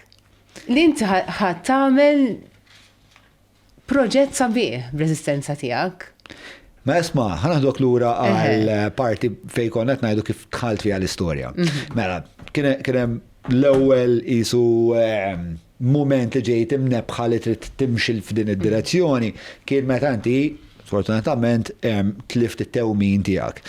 U dan għal fik isma' lallu xi bżonn hawn jien biex mhux mill-ewwel mhux mill-ewwel għax ovvjament jiena kont mandra bil-Malti.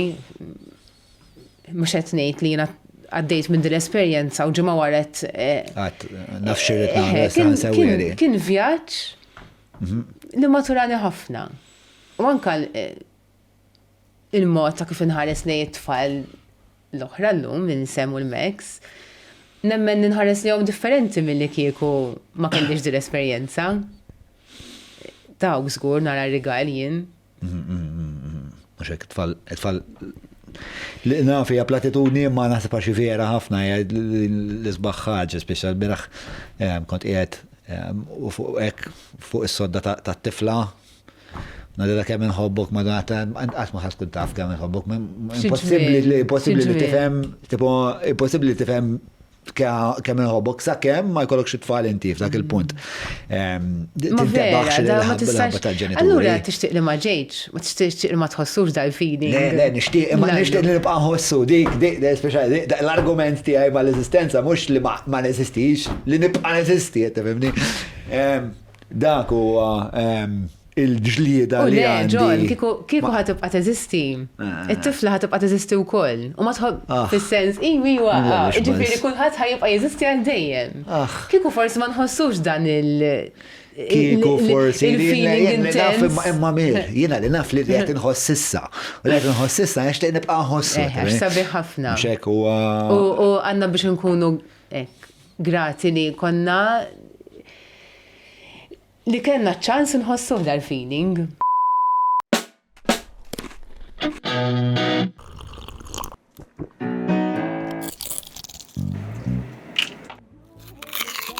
Know your food. Book your food intolerance and allergy test now. Browns. Inti għaddejt minn dan il-periodu insomma u mbagħad il-kumpanija li kont taħdem magħha iddeċidiet li se tagħlaq il-bibina u Malta, ġitek kellek il-ħin, kellek xaxa tal-flus li ingħatajt minħabba in-natura tal-kuntratt tiegħek qed nimmaġna. U mbagħad minn hemmhekk bdejt. From scratch. From scratch. Eżatt. Xiġifieri bdejt. Bdejt, biss ma nafx nistax insemmi imma. Semmi li trid. All right. Hawnhekk Mela jien il-kumpanija semmejta Celebrate Life Malta. Dik kienet diġà xi ħaġa x'inhi tagħmel di.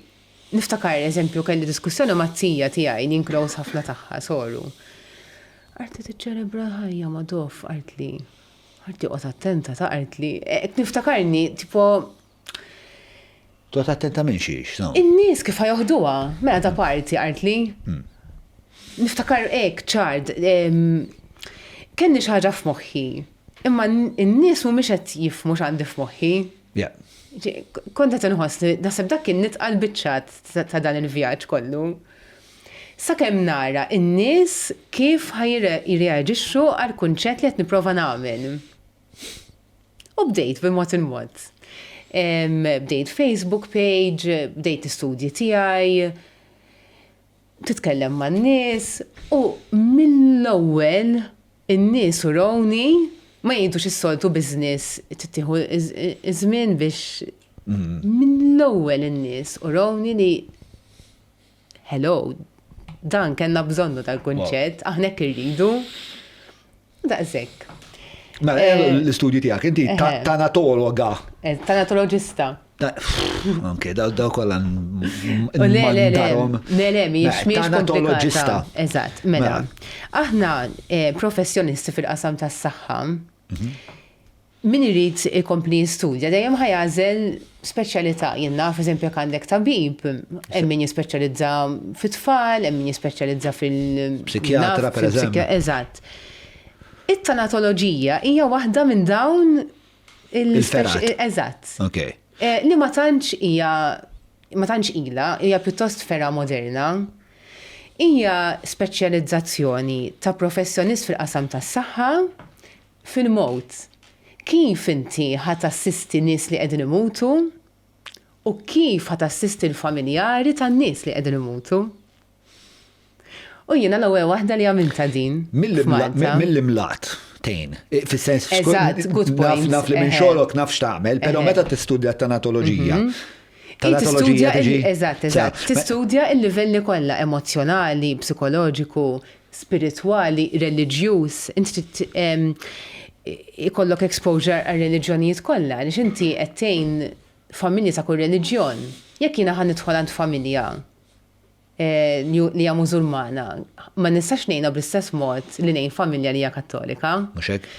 Eżempju, minix ħammur insemmi kremazzjoni f'dik il-familja, minix ħantihom l-option għax naf li reliġjon tagħhom ma tippermettijiex, eżempju.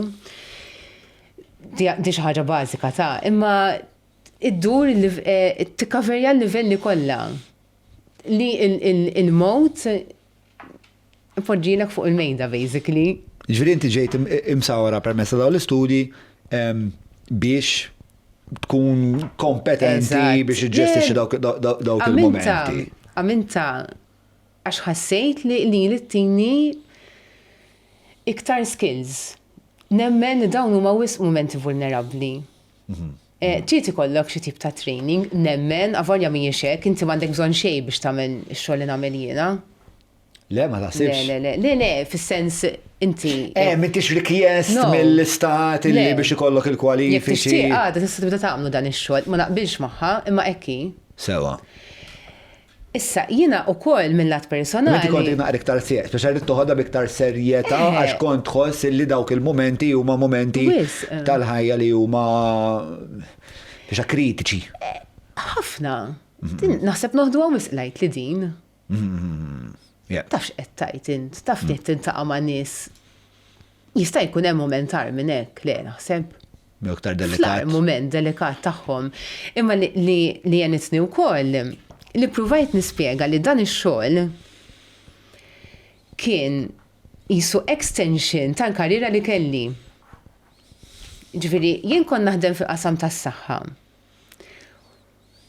U permezz ta' dan l-istudju jisni jaqqat il-vokazzjoni tiegħi mal-bejż li kelli diġà tal-istudju tiegħi. U dini tatni hekk ċerta closure jisa li I just continued, mux abbandonajt il-karriera ta' spiżjara u s-set nagħmel xi ħaġa kompletament differenti kif in-nies jarawha. Meta fil-bidu kont qed ngħid x'ħan nagħmel, niftakar ħafna l-facial expressions tan-nies jippruvaw juruni li huma happy għalija għax jien kont vera ċitata li nitkellem. Dak nies qrib tiegħek. Hija, inkluż kollegi, ex-kollegi tiegħi. Qed jarawni mela inti qed tarani ċitata, qed ngħidlek bil-ħolma tiegħi, u ma tix tiksirni. Mhux hekk. Imma qed ninduna li inti tgħid di miġnuna, di taf x'qed tagħmel, tipo. Min fejn taħseb ġejja di sejħax, nifhem li joret kellek il-missiera, kellek it-telfa tiegħek. Min fejn ġejja din il-vokazzjoni, għax huma vera ftit nies li għażu din it-triq. Ma nafx nirrispondik. Nemmen li kienet fija u nħossni grata ħafna li sibta. U ma tbiddilha xejn. Xejn. U hemm minni meta ngħidlek xejn. Ġieli din hija l-bqija ta' ħajtek. Irid jiġri xi ħaġa vera gravi biex ma taranix biex ikollok bil-fors biex tbiddel it-triq tiegħek. Di vera li ħanejdlek. Issa jiena li ġejja minn qasam tas-saħħa forsi qed ngħid ċuċata. Darba minnhom kelli d-deni. Kelli mmur bil-fors f'xogħol. Taf niħriġ bla deni. Ix-xogħol li fejjaqni jien, itini l-enerġija, noħroġ minn hemm ma assista immaġinani ma nagħmlux. Rezonanza perfetta ma' dak li inti miren. Ma qatt ma ngħid u vera min jgħix miegħi jaf li di li qed ngħid hija vera. Qatt ma ngħid uff ċempluli ħajkollu mmur xogħol. Ġifieri kelli l-parti ta' tifel tal-birthday, kelli nitlaq, kelli Christmas lunch tal-ewwel Christmas. Fil-fatt kont se nsaqsik għax ovvjament. Issa di nistgħu niġu. Mhumiex biex mhux bejn sa' 5 daw. Da jaf iċempilek f'nofs tal-lejl, jaf iċempilek waqt li qiegħed waqt 15. Da żgur. Eżatt. Mela. Di ħaġġibni għal forsi xi ħaġa naqra din nixtieq naħdem fuqha ma nafx kif imma. Qed inħoss li għandek paradoss. Eżatt, mela. Jiena qegħdem man-nies ħin kollu, qegħdem mal-komunità ħin kollu. On call 24/7, imsifra, festi bil-lejl. Bitnej sal-ħadd. U m'għandi ebda problema nagħmilha. Ġina di sissa mhijiex tajjini. Ma tħossokx eżawstajek. Le. Jimportan saqsi kemm għandek żmien. Għaddi kif għalaq 37, eżatt, rħat li għadda. Ok, u ilek tagħmlu 4 snin da xogħol. Sissa ma jitnix dil-ħaġa. Imma ħanejlek xejjieni, mela, ta' madwari, meta ngħid ta' madwari huma l-iktar nies importanti r-raġel, iż-żewġ titfal tiegħi, ommi missieri, ħuti, il-kunjati u l-familja tar-raġel. Dawk huma ċ-ċirku tiegħi. U l-ħbieb tal-qalb tiegħi. Li ġejt iġġudikata wkoll minn xi ftit minnhom.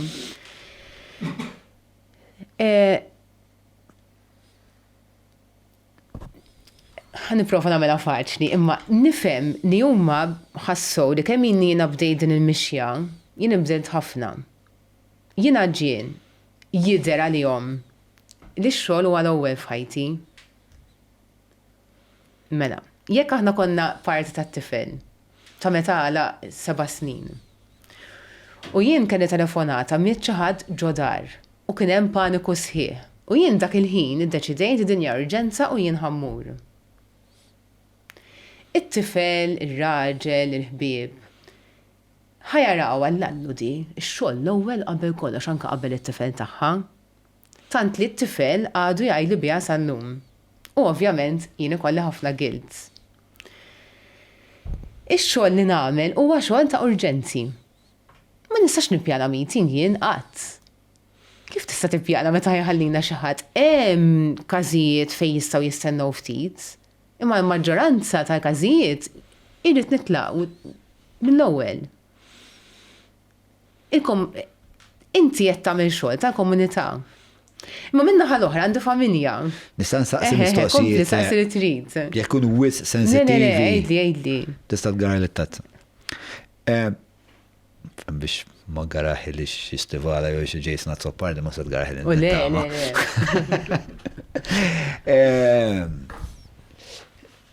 Għaxem paradossu fija, fil-sens qed nitkellmu dwar il-finitudni li għal-ħajja, qed nitkellmu dwar il-momenti speċjali li inti tqatta muliedek partikolarment. Però dak il-moment inti mhux se ġġibu lura. Diki, allura li ġrali qed inkun iktar guilty. Mela. Issa dik issa guilt, mela, jekk nista' mistoqsijiet. Guilt ġeneralment hija sinjala xi ħaġa biex inti tħossa li għax qed tipprova tallarmak, qed tgħidlek isma' inti qed tħossok ħażin. U allura trid tagħmel xi konsiderazzjonijiet. Kultant il-konsiderazzjonijiet huma qed nħossni guilty ma ġejt issoċjalizzat b'dan il-mod, pereżempju, il-Knisja Kattolika qalt li ma nistax nħares li patata ta' mara, ma fil-verità hija speċa hija kondizzjonament ta' reliġjon, però il-guilt jista' jkun ukoll senjalazzjoni għal xi ħaġa li qed tgħidlek isma' f'ħajtek trid tagħmel kalkoli differenti. Issa minn dak il-guilt. U dis-sena fuq hekk dimt ħafna fuq personali. Għaliex beda jiġrili, mela jien tlaqt in-nest tiegħi biex mordru nest oħra, biex ngħinhom. Literalment hekk. Inti għandek dil-figura naqra anġelika tifhimni? Mhux figura, assolutament. Għalhekk qed ngħidha anzi di, jekk tippermettili. Iddeċidejt li nitkellem fuqha din. Biex naqsam magħkom kemm mhuwiex missier faċli li tagħmel da xogħol u kemm vera minix anġlu anzi. In-nies qed jarawni hekk, imma ta' ġewwa mhumiex jarawni hekk. U jien dik din li tweġġani. Mela, meta ngħid għandek inti figura anġelika, ovvjament il-bniedem huwa msawwar b'ħafna dimensjonijiet. Sewa, John il-podcaster mhuwiex John li t-tifel jgħidlu iqafu sal-mobile, mhux l-istess. Biex hemm sub-personalities ngħidilhom jiena. Però inti fil-ħajja tan-nies inti din il-preżenza mill-qaluli nies dwarek ta' kalma, serenità, issa inti tidħol fid-dar u ġib miegħek dan is-sens ta' vera jgħidu lin-nies. U allura biex ta' il-komunità tibbenefika ħafna minn miren. Imma ħanwaqfek ftit. il-familja qed tibbenefika wkoll. Okay. Għaliex Miren ġiet lura b'ħafna iktar. Jien inħossni li jien aħjar issa minn kif kont qabel bdejda x-xogħol. Kif għamletek maħjar? Mela, tant edha f'moħħi li kull ħin huwa prezzjuż u ma nistax nitlef ħin. Li m'għadniex naħli ħin, qabel eżempju, jekk kont se nkun id-dar, forsi jien qiegħda nitwil ħwejjeġ naħsel il-platti fuq il-mobile u t-tifel qed jilgħab xi ħaġa, tipo qegħdem ma m'hemmx quality time. Innhom differenti. Bħala persuna nħossni iktar fulfilled. Mela t-tfal qed jaraw mara aktar ferħana. Verek nemmen. U l-quality time kif x'forma jieħu? Issa, il-quality time tagħna kif nqattaw. Maċek? Nisbaħ ħaġa aħna mmorru l-pjazza tal-Mosta.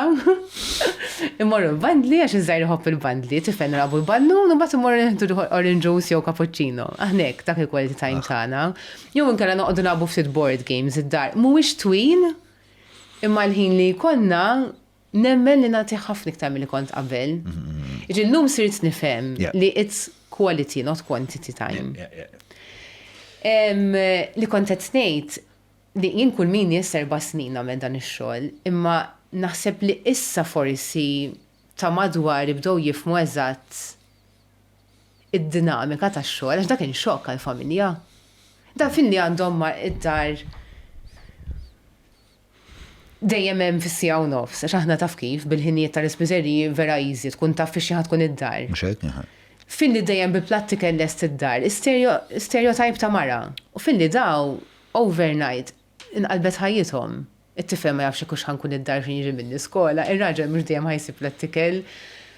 Tgħid ir-raġel ma jsajjarx li ma jħobbx isajjar, jagħmel affarijiet oħra, ma għalih importanti għax jien biss ħansajjar, jekk mhux ħansajjar jien ħadd ma ħajsajjar. Imma taspira li kollok iktar stabilta, jew issa issa li għamilt sabiħ din is-sena u nħossni proud bija nnifsi li is-sena l-oħra indunajt li xi ħaġa tittinbidel ma nistgħux nibqgħu hekk. U dis-sena għamilt affarijiet, irranġajt, nies jaħdmu miegħi biex jgħinuni u strutturajt ruħi iktar. U nħoss li dis-sena ħana laqa biktar paċi fil-kuxjenza. Għaddi minix fejn nixtieq, imma improvjajt ħafna. Iktar stabilta. Eżatt, u jien kalma bħala persuna, ma ħossni s-sektar ikkalmajt. Jiena, ħanaqsam naqnoti miegħek. Mela. Ma xin ovvjament bnidem mħabbat ħafna u ambizjuż u nagħmel ħafna proġetti kreattivi. Proġetti kreattivi għandhom tendenza jkunu unpredictable ħafna wkoll. Forsi jista' jkun mhux daqs xogħolok, hemm naħseb naqra iktar predictability li nista' nagħmel jiena f'ħajti pereżempju naf li nikteb l'aqwa bej is-7 ta' filgħodu, l-11 ta' filgħodu, allura hemmhekk iktar nagħmel ħin kreattiv. Allura li għamilt illi sibt punti fil-ġurnata illi speċa huma stabbli li għatu naqra stabilta fil-ħajja, ġifieri t-tifla noħodha l-iskola kuljum jiena. Kemm għandha żmien it-tifla? Għandha 9. Daqs il-kbir tiegħi. U nimxu lej l-iskola fis-7 diment li ma nċempilx ngħidulhom isma' naqra iktar kmieni u naqra iktar tard. Nikol mal-familja ma kuljum nikol mal-familja. L-ikla ta' flaxija kuljum nagħmluha flaxija. Nar ta' ħadd dejjem għandi sija jien u t-tifla biss. Ġifieri mmorru mexja sija ġili satej, ġeneralment sija u nofs l-iktar satej, partikolarment issa illi kifetna li kanda ħafna x'namel, noħorġu u noħdu nsiru nafu xurxin u hekk u daw il-kunċetti tiegħi biex ta' ġili ta' li don't start dead, naf per eżempju sawaħħalna l-Christmas lights. Da Christmas lights orange jek jixalu jintfew bil-mod taf li mumma jek kunu naqra. Insomma, il-deskrizzjoni li tatni għat li they're mesmerizing. Għat why do you think they're mesmerizing? What makes them mesmerizing to you? Because ta' xek jaddi spider, speċna mux sejra mesmerizing, għalfej taħseb inti. She was a bit confused with. Għatla ġeneralment, meta n-nisi saqsuk għalfejn din il-ħaġa dajek fil-bnedmin, prova ħseb if it leads to their survival. right? Genetic, evolutionarily. Għattela, u probabilment inti tara mesmerizing għax isan nar. U għal-bniedem in-nar ifisser sħana, ifisser warmth, light, the capacity to see predators from far away. Allora aħna bħala bnedmin, aħna imsawra b'tali mod illi dak it-tip ta' kulur li na jaffaxxinana. Binu sħabi ġili għamilna għanna ġviri t-sijat, kalla b'tijaj Matthew, illi kellu da terrazzin konna nqabdu nar u namlu ħabbil xi 3-4 sijat nitċessaw li n-nar. Ġviri, anyway, all this to say, illi għandi dawn il-momenti un-bat il-marna kol ġarta kbira, għanna namlu date nights u eku,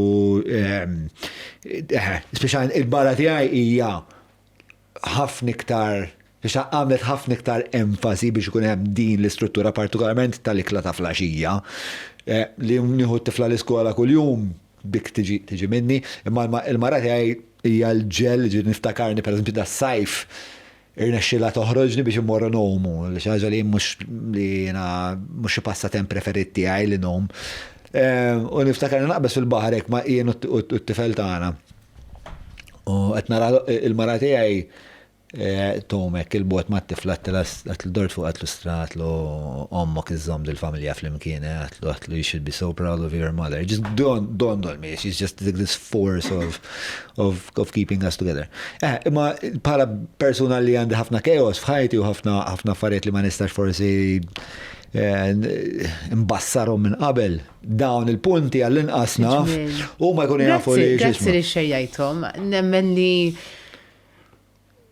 anka li ħseb wara minn qed jisma', anka li jek entni bliet. Daw l-insights u naħseb dal-podcast ukoll ta' parti minn raġuni għal-fejn għamil dal-podcast huwa jiena naħseb li din li aħna bħala bnedmin insibu daw is-satejek, ħanpoġġu fil-qiegħda u nsiru bla mobile, xej bla distrazzjoni, ta' nsiru nafu xulxin. Nuqqas interruzzjonijiet, ġifieri ħadd ma ħejġew l-attenzjoni tiegħi jekk m'għandha biex tmur band oħra, l-attenzjoni tiegħi qiegħda kompletament fuqek, tiegħek qiegħda kompletament fuqi u nistgħu naqsmu l-esperjenza tal-ħajja xulxin ma' xulxin. U qed tfakkar waqt li jettejtek qed tfakkarni f'dak il-feeling li jkolli mal-familjien meta mmur għandhom. Eżatt. Inti għandek eżatt. Allura għandi ħafna minn din. And that fulfills me a lot. So, funeral 1, kif bdejt? Il-laħwa, niftakar ta' minn kien funeral 1. Francesca Fenek Conti. Nafa. Kienet mietet il-mami tagħha. Okay. U kienet kombinazzjoni intervistatni fil-bidu tiegħi għandkun kien xi jannar kont għad nitqila żatt. U minn hemmhekk bdejt. Mill-mami ta' Francesca Fenek Conti. Kienet esperjenza sabiħa, kont anzjuża, it-taħlita ta' Kont ħammut, fil-vera sens tal-kelma, kien hemm funerali li kont qed immur mal-papa u qed jurini kif jimxi x-xogħol u hekk, imma jiena f'moħħi kelli kunċett ieħor.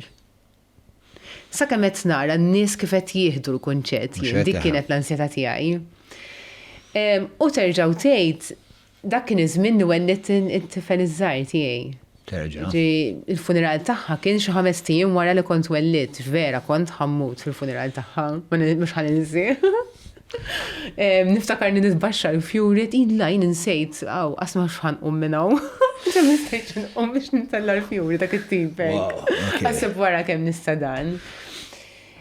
Innum nejtek u jaħasra, dak il-fun, mux ħan ninsieħ.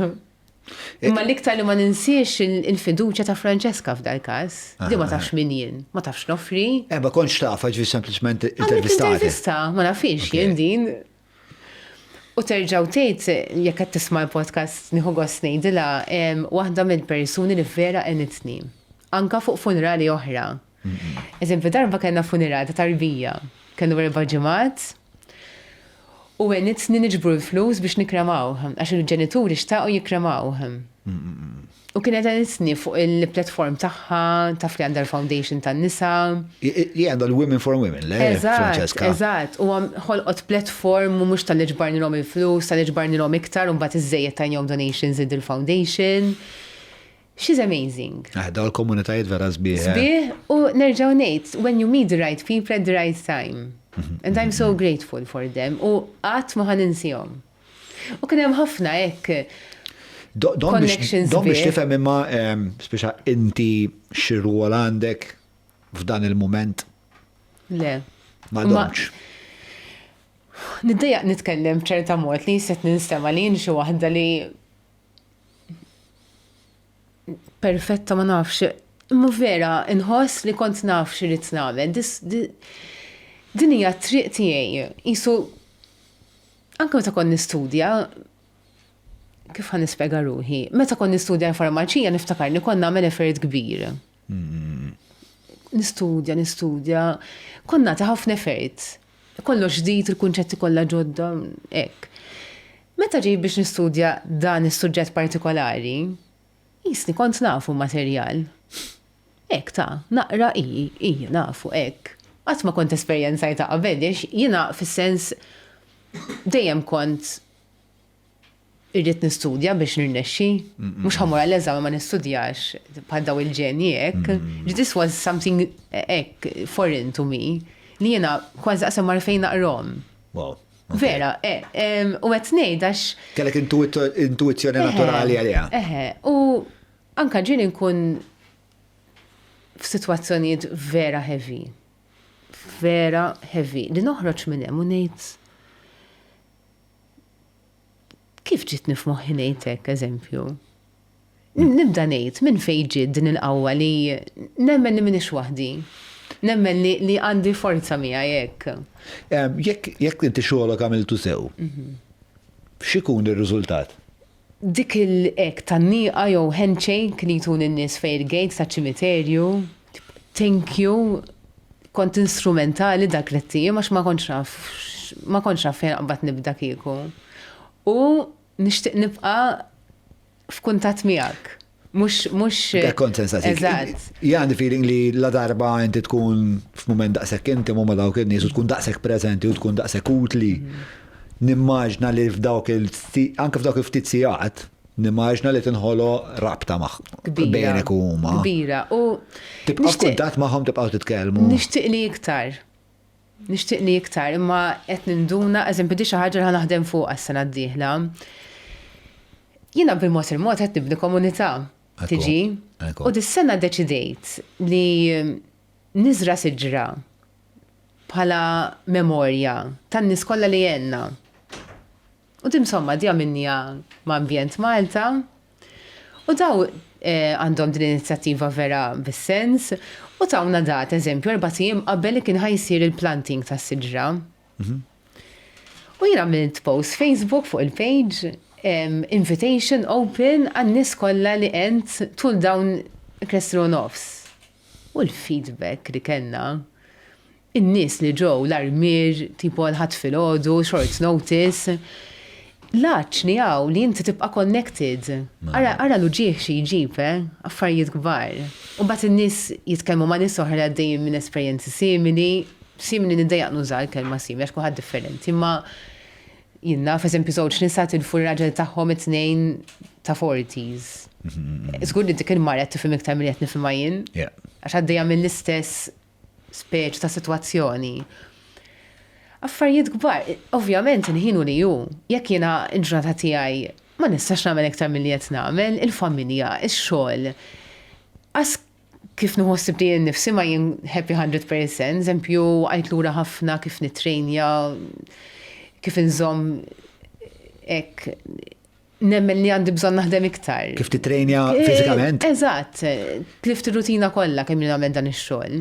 U għadni rrit naħdem fuq. Ma rġajċ sibt Għawnek fejn jidħol il-guilt. Għawnek guilt fuq għaw kol? Le, ni eżempju jek jina kelli ġurnata xogħol. Sawa. Jina naf li għal saħti għandi bżonn imur nġiġirja, jew mur klas, kif kont nħobb nagħmel. Kif tieħu ħsieb tiegħek innifsek? Jien inħobb ħafna Palissewx kieku fl-ideali. Palissa kafe u cappuccino. Ħin kollu niprofa nisraq nofsija 3/4 wara funeral, imur ximkien fejn il-baħar, jew noqgħod fil-karozza nġib cappuccino take away, jew imma hekk nieħu gost ikolli dak naqra ħin. U tagħmel xi forma ta' terapija jekk nista' nistaqsi? Le, għandi xi ħadd jimmenterjani fis-sens to discuss issues that are bothering me, hekk, tipo mentor. Okay. Imma nħoss li iktar niddiskuti affarijiet personali milli kif it-toqol tax-xogħol jaffettwani, għax jinbek bdejt din il-ħaġa mur. Għax kulħadd jgħidlek ħossib tiegħek innifsek għax anka fi-studji tagħna jgħidulek take care of your mental health għaliex it's a heavy work.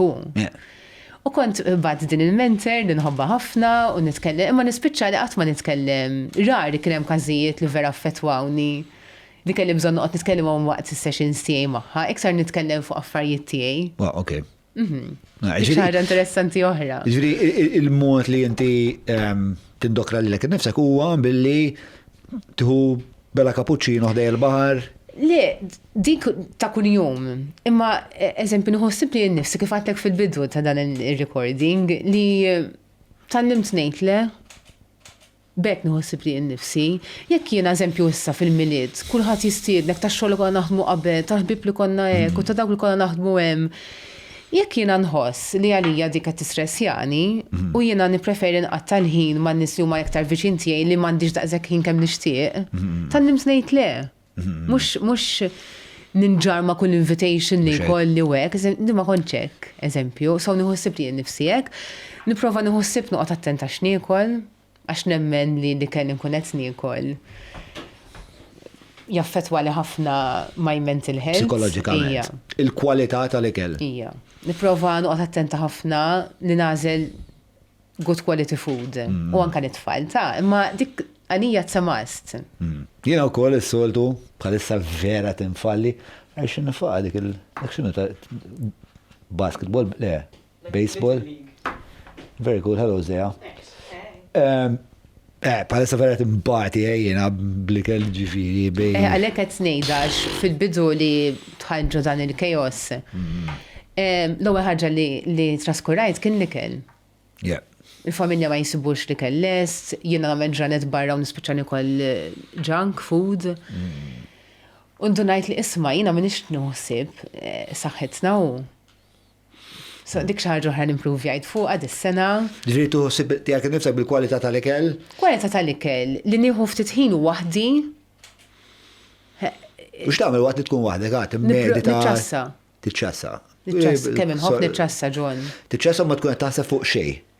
Diffiċli għax il-mobile jiena ma tantx ħallini kwieta. Ma titfieħx dik in-nofsija per eżempju?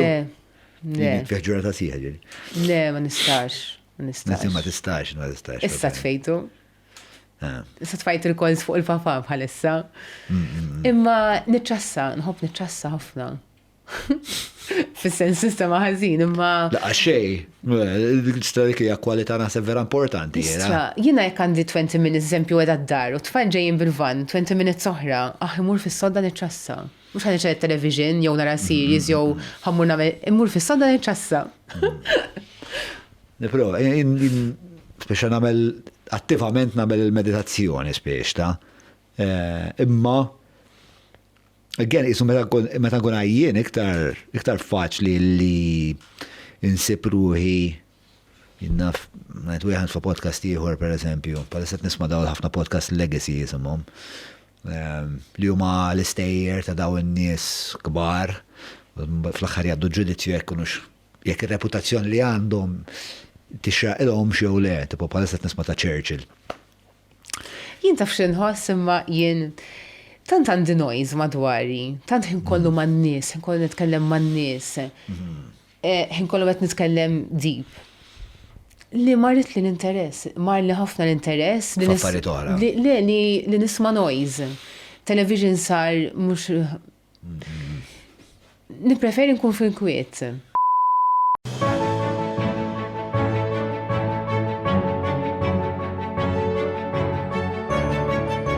Il-ħobża tal-Malti, il-ħobża tal-Maltin, minant il-Maypole. Nixtieq issa forsi nitlu naqra iktar dettall u naqra iktar spjega ta' avvenimenti li inti ċelebrazzjonijiet li inti organizzajt. Naf li reċentament, per eżempju, inti kont involuta fil-funeral ta' Jake, li huwa ċat li huwa maħbub ħafna, Fabio Spiteri għamel pinġija ta' Jake u għabnidem li kien ta' ispirazzjoni kbira.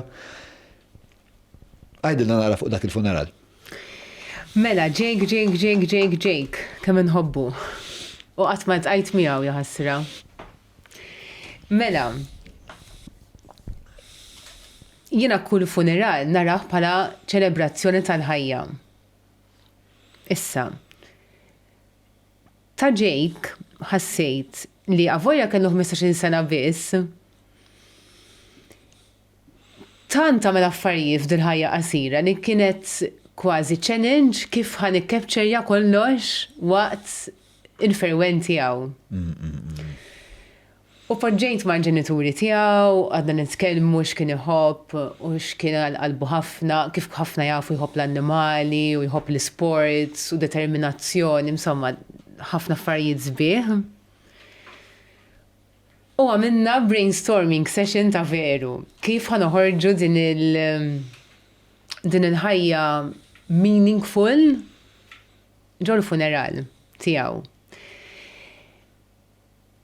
Aħna bħala ġenituri għandu minn ħafna events bieħ ta' tfal, fis-sens braċett, grizma, birthday parties.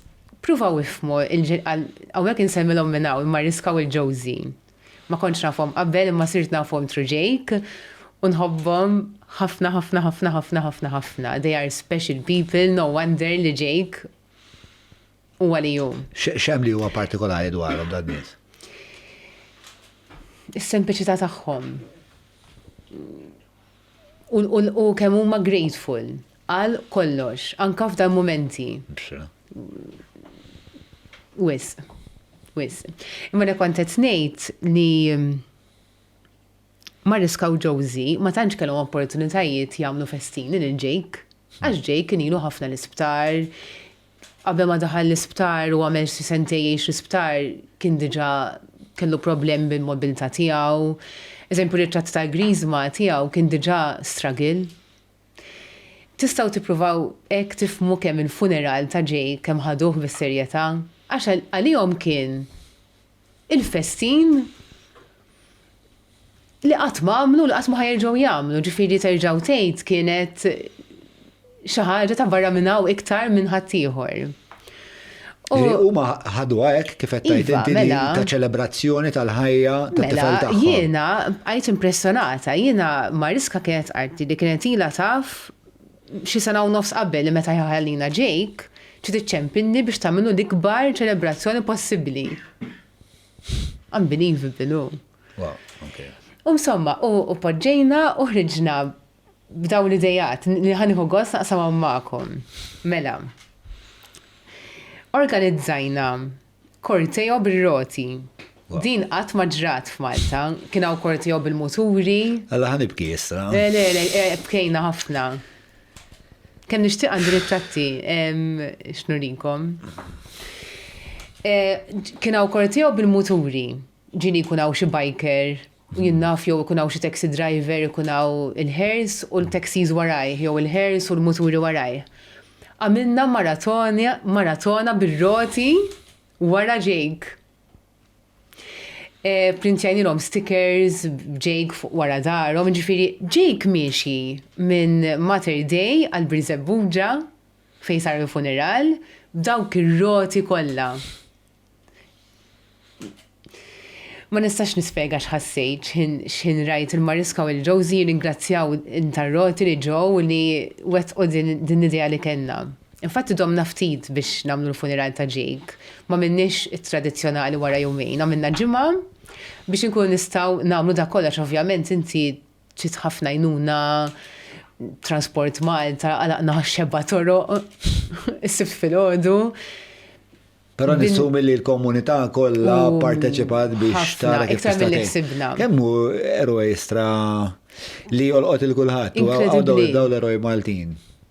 Isom u anke per eżempju, saċert punt huwa Nila Ġus, jiso din ir-reżiljenza. Wis, għandi ħafna Ta' xnejdilkom, ħafna. In-nies ġol galleriji bil-banners ta' Jake waqt li għaddej Korteo ta' ċafx pulu. Wow. Jaqat marajtom dal-affarijiet. Għad poplu Jake. Għaddu poplu. Kulħadd itik l-sponsors, kulħadd jgħin. L-impossibbli sar fil-funeral ta' Jake. Mela dak kien barra l-Knisja. X'in wasalna fuq it-Suntir? Il-Pulizija ta' Malta taf li għandhom is-section tal-klib. Ġabu kelb biex jagħtih is-salut qabel tħanna fil-Knisja. Dak il-moment ieħor emozjonali kif we highlighted his love for animals. Il-qoddis kienet isa festa tal-Anġli, tgħidix inti tgħid, kien hemm il-kwajer ta' tfal ta' ġinien. Ikantaw hymns vera cute ta' tfal li tibda tgħidina funerali daw jew Ġorġenna gdejt inħossnien. Ħafna sabiħa. It-tebut ta' Jake, Mariska u Josie, eżempju, waqt il-meeting, damu ħafna jgħidulix għallom Jake, eżat qabel mit. Thank you, ma, thank you, pa, għallom. Dejjem hekk insejjer ma' ġenituri tiegħu. Tifel ma jiflax u nkolli jgħid thank you. Trom qas it-tifel tiegħi għandu kollox, kultant ma jaf jgħid thank you, imma tant ħarġet di waqt id-discussion li ipprintjajt l-quote fuq it-tebut. Ġifieri it-tebut kien bil-quote, thank you ma, thank you pa, u qabbadna artist biex jiskeċċja l-kelba tiegħu u għamilni wkoll mat-tebut.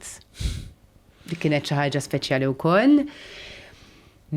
Massanti ġibna sponsor ta' treats tal-annimali. U għamilna boros Halloween bit-treats tal-annimali fihom u għamilna tag give this treat to a stray animal in loving memory of Jake. U kien hemm balla nies, ovvjament, ġifieri ara kemm kien hemm volontiera jaħdmu biex jagħmlu daw it-treats ġol boros. Du poplu inkredibbli. Wara l-funeral, press li ġi cremated, ma morniex ċimiterju, it was very relaxed.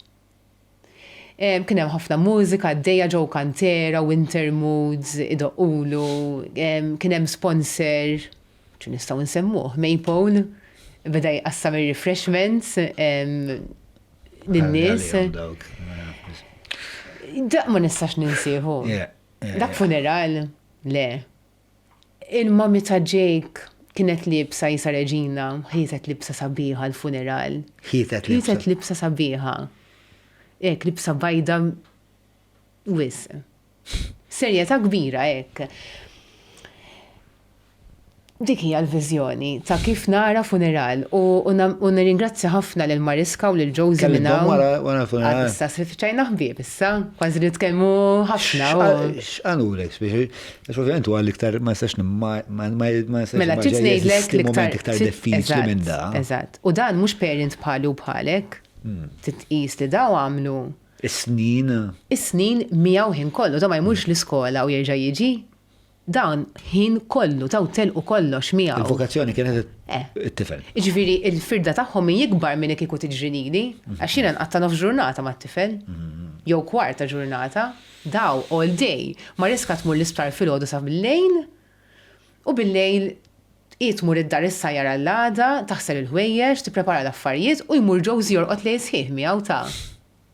Mela ġiet ngħidlek x'qalli Josie. Xiftit jiem wara għalli taf xiex miren, għalli ġini naqaf vera ħażin għalli flaxija. Jisu flaxija ek dik tal-li jisib diffiċ, għalli taf nuqot namel għalli nidħol fuq il-live streaming tal-funeral għalli bat niġi occasion nara l-funeral. Asrit nemmen li għalli dal-klim. Ġi għalih, għara kemm importanti, Għalek xem daqsek sabiħ dwar il-funeral li. L-imħabba tan-nies kif għaqqat poplu, politikanti miż-żewġ naħat. Kif kollin saqsik għalfej irnexxielu Jake ikun daqshekk unifikanti bħala figura? Naħseb ħafna fuq għadin, għax jiena taf affaxxinatni kif inti mhux kemm tgħix, x'tagħmel fil-ħajja tiegħek, u għax 15-il sena, spiċċatlu mara x'għamel. U hawn min jgħix 90 sena u ma jagħmilx kwart li jagħmel Jake. Ara kemm ġelitni naħseb din, imma naħseb ma nafx, ma jiena Mariska u Josie affaxxinawni bħala bnedmin. Kif jitkellmu, kif jaġixxu, kif rabbow il-Jake, nemmen it-trobbija tiegħu, il-valuri li għaddowlu, kif aċċettaw id-batija. Jiena naħseb li Jake eroj. Fil-veru sens ta' kelma ta' dak li aħna bħala bnedmin nifmu bil-kelma meta ngħidu eroj. Eroj jiġifieri xi ħadd li għandu qed jaffaċċja traġedja, imma fuq dik it-traġedja jibqa' jagħmel l-aqwa minn dik is-sitwazzjoni. Dak li jagħmel bniedem huwa il-personifikazzjoni tal-kuraġġ. Issa, ovvjament l-ikbar biża' tal-bniedem x'inhi li jmut, li josfor. U Jake kien jaf li ħajtu ma kienx twila, kien jaf. Imma sal-aħħar mument ma rridx imut. Issa qed nidjaq nikkwota qed nitkellem jekk qed naħseb fiha ma insejx kien il-kliem eżatt. Mela dawn kienu l-ITU. Dix xejdu li ġenituri. Fuq is-sodda tal-mowt tiegħu l-om u missru għallhom dawk il-kliem. Thank you ma, thank you pa. U kien hemm Dr. Torpiano li kien il-tabib il-pedjatra tiegħu li kien ilu jħossibu ħafna u vera jħobbu li jisu missier għalih illum il-ġurnata. U għallu xi ħaġa ma marridx nikkwota eżatt għax insejthom il-kliem, ma rrid jgħidlu fejjaqni qed imut da, fejjaqni. Qed jurina li ma jixtieqx imur. Li din diġà diskutejni ftit.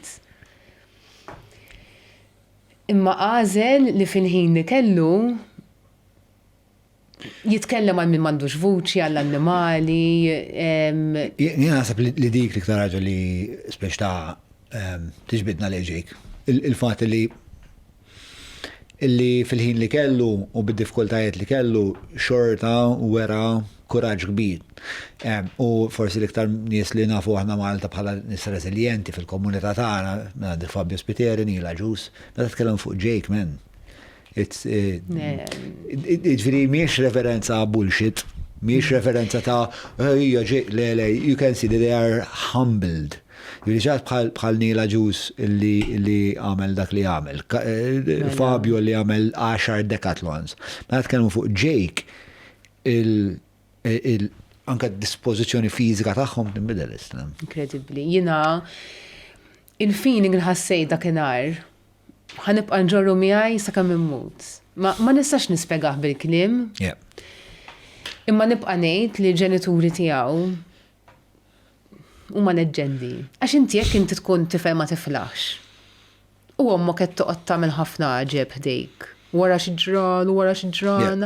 Inti ovvja ma tistax tkun hekk. Mhux hekk. Anka l-mod ta' kif huma qed jgħinu nies oħra, s-saġda għaddejjem minn telfa bħal din. U xort qed jgħinu. F'liema sens. Kulħadd jaf fuq il-medja kullin kien eżempju ħadd li għadda kien hemm dik il-mixja tal-annimali, l-isptar, ir-rigali għall-annimali, għas-sanctuaries. Issa ħaġa ir-Repubblika jagħmlu ħafna effort biex ikomplu jagħmlu dak li għamel Jake. Din hija tema pjuttost prevalenti u isu meta kelli l-Reni u kelli l-Angela u tal-Puttinu kienu jgħidulek isma' meta daw il-ġenituri l-iktar li għaddu minn l-affarijiet iktar li ġarbu huma l-iktar ġenituri li wara t-telfa juru mħabba u determinazzjoni li jkunu ta' faraġġ. Semmi Reni u l-Angel, tippermettini nsemmi funeral ieħor li ma ninsaqat li kien ċelebrazzjoni tal-ħajja kbira, Dr. Calvania. Dak kien fil-bidu tal-karriera tiegħi u kien żmien il-COVID. U ġietna l-idea jiena Reni u Angel kif ħan iċċelebraw il-ħajja tiegħu. Ovvjament u kien missier, kien atleta, ma ovvjament għamel ħafna ġid fil-qasam mediku. ikkuntattjaw it-tfal kollha li fejja. Ġifieri meta miet u da tfal kellhom 20, 23, 28, ma meta kienu morda kellhom 3, 4, 5. U daw waqt il-funeral telgħu kollha bi fjura f'idejhom. Biex jippreżentaw speċi il-mirakli li għamel magħhom Dr. Calvania. Kulħadd jibki kien dakinhar. Tkellimna wkoll ftit fuq Carl Guder. Iva. Li inti wkoll kont il-persuna li ġejt f'data. Onorata, mhux f'data, onorata, dik familja speċjali oħra. Ħafna. Il-mammi u d-dedi tiegħu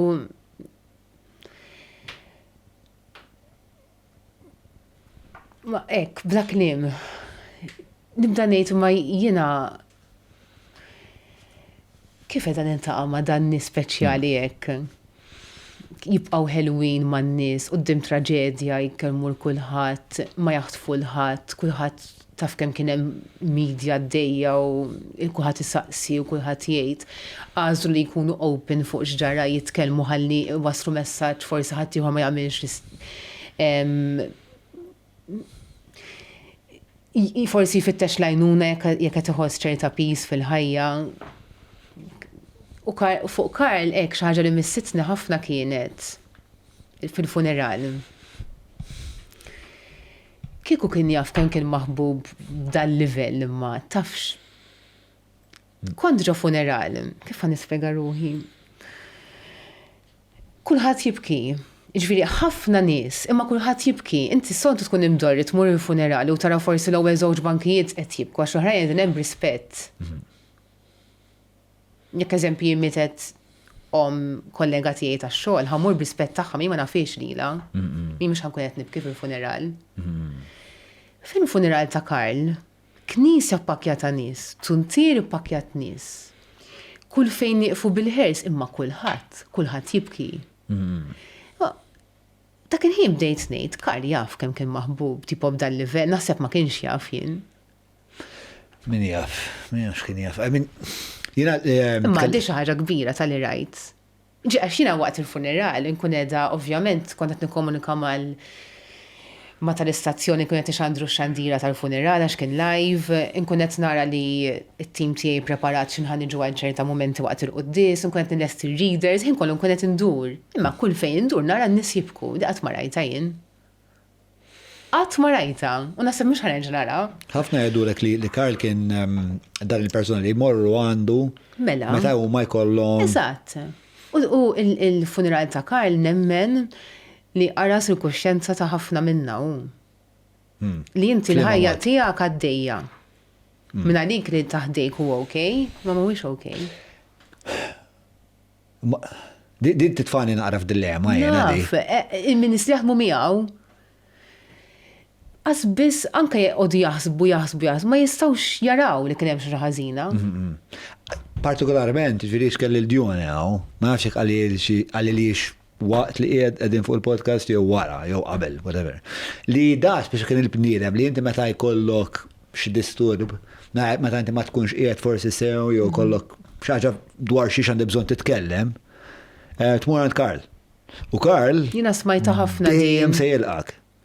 Is ovvjament mill-affarijiet li naqra fuq psikoloġija u hekk, ġeneralment jew ħafna drabi dik tista' tfisser li jekk kienet nisimgħek dejjem u dejjem qed nofri li nnifsi bħala l-aġent tal-faraġġ tiegħek. U għax jien għandi bżonn xatt min jismani, ma però m'iniex kapaċi nitlobha dik il-ħaġa. Allura noħloq dawn il-ċirkostanzi u dawn ix-xenarji fejn ikun hemm dan l-exchange. Imma bħal daw sħabu kif tista' tkun taf. Taf kif li minkejja li u għed joffri li l-nifsu biex inti tiftaħ qalbek li għandu bżonnu li jiftaħ qalbu miegħek. Insba diffiċli ħafna. Anka jiena nammetti li disturbatni ftit l-istorja ta' Karl. Ek. Daw tib ta' stejr dejjem jiddisturbaw. Tidħol fuq għaxaritok u. Nirringrazzja l-kull min oġbu jsegwi dan il-podcast. Aktar minn hekk nixtieq nirringrazzja lil dawn il-kumpaniji li lilna jgħinuna biex dan il-podcast nkunu nistgħu nkomplu nwaslulkom għal daqstant. Grazzi kbira tmur għal Browns, il-Gut Health, grazzi l-Vinja Capricci li SS, il-Maple, infakkar għandhom fit-12 ta' Jannar il-Fun Run, Family Run, Walk, insomma, morru hemmhekk u ħodu gost għax min-nies tal-Maple huma nies tal-qalbi ħafna, nies tal-ġen. Grazzi l-Apex Media, grazzi għal-Business Labs minn fej noperaw jien u tim tiegħi, grazzi kbira għal-Kutriko, Wellbees.mt huwa ġenwinament il-post fej jien nagħmel ix-xirja tiegħi, Garmin il-ħin kollu mal-Polz, 9986645 huwa n-numru ta' Derek. Ħabib kbir li jis-sena tal-laħam jafa aqwa minn kulħadd. Mela, patreon.com/John Malija jekk tixtiequ tkunu parti mill-komunità tagħna. Nkomplu issa jien u Miren. Hemm żewġ affarijiet li nixtieq biex naqbad miegħek qabel ma nagħlqu. Waħda hija meta persuna ma jkunx kredenti hija ngħidu. Spiex ta' ma jkunx kattoliku, ma jkunx nisrani. X'jiġri mbagħad fis-sens xorta hemm min isejjaħlek minkejja li ma jkunx. Mela.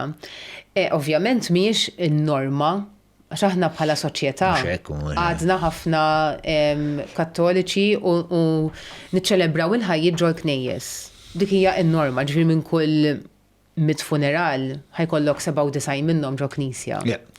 U hemmhekk fejn għandi challenge u fejn nixtieq naħdem fuqha. Min jixtieq jiċċelebra l-ħajja mhux ġo knisja? Fejn ħaj jiċċelebra? M'għandniex post. Vera diffiċli li inti ħatmur ġo post pubbliku b'tebut. Ma ngħidlekx kemm inċempel venues għax daw ġeneralment ikunu open ħafna l dat tip ta' kunċett. Jiċċelebraw il-ħajja, jridu l-alkohol, jridu l-catering, jridu l-music, tit venue. Mela, mbagħad intejdilhom nippreżenta katavri. Jidulek no. Irrid niddiskuti mal-manager. U inti daw in-nies bħalna minn jagħmel il-funeral ġo knisja jixtieq li jagħmel il-funeral in the next few days. Mhux hekk. M'għandekx sentejn ċans bħaltiex toqgħod tara minn ħajaċċetta. Nammetti li nieħu gost ħafna nejn daw il-familji, għax jina xaġa differenti taċitani u koll minnaħa personali tijaj.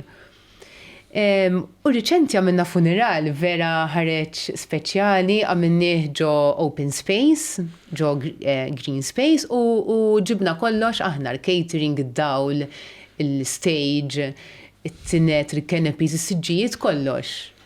Kelli ħafna jnuna u ħafna nis li vera rridu jgħinuni, imma it was beautiful. U nemmen li Għadina ektar spiex ta' ġara fija. Mela, minn Mater Day. Il-ritual, kif tal-ġi xejkun il-ritual, peress li mandekx il-qassis. Il-qassis, mandekx il-ritual ta' s-soltu. Literalment, purely a celebration of life. Mela, f'dal-kas. Ma minn imexxi xorta, jkun hemm xaħti qed imexxi ċelebrazzjoni. Jew qabdu xaħat li jista' nkun jien f'dak il-każ. Jew qabdu a humanist celebrant jgħidulhom, very interesting. Bħal Colombo. Tafu Colombo?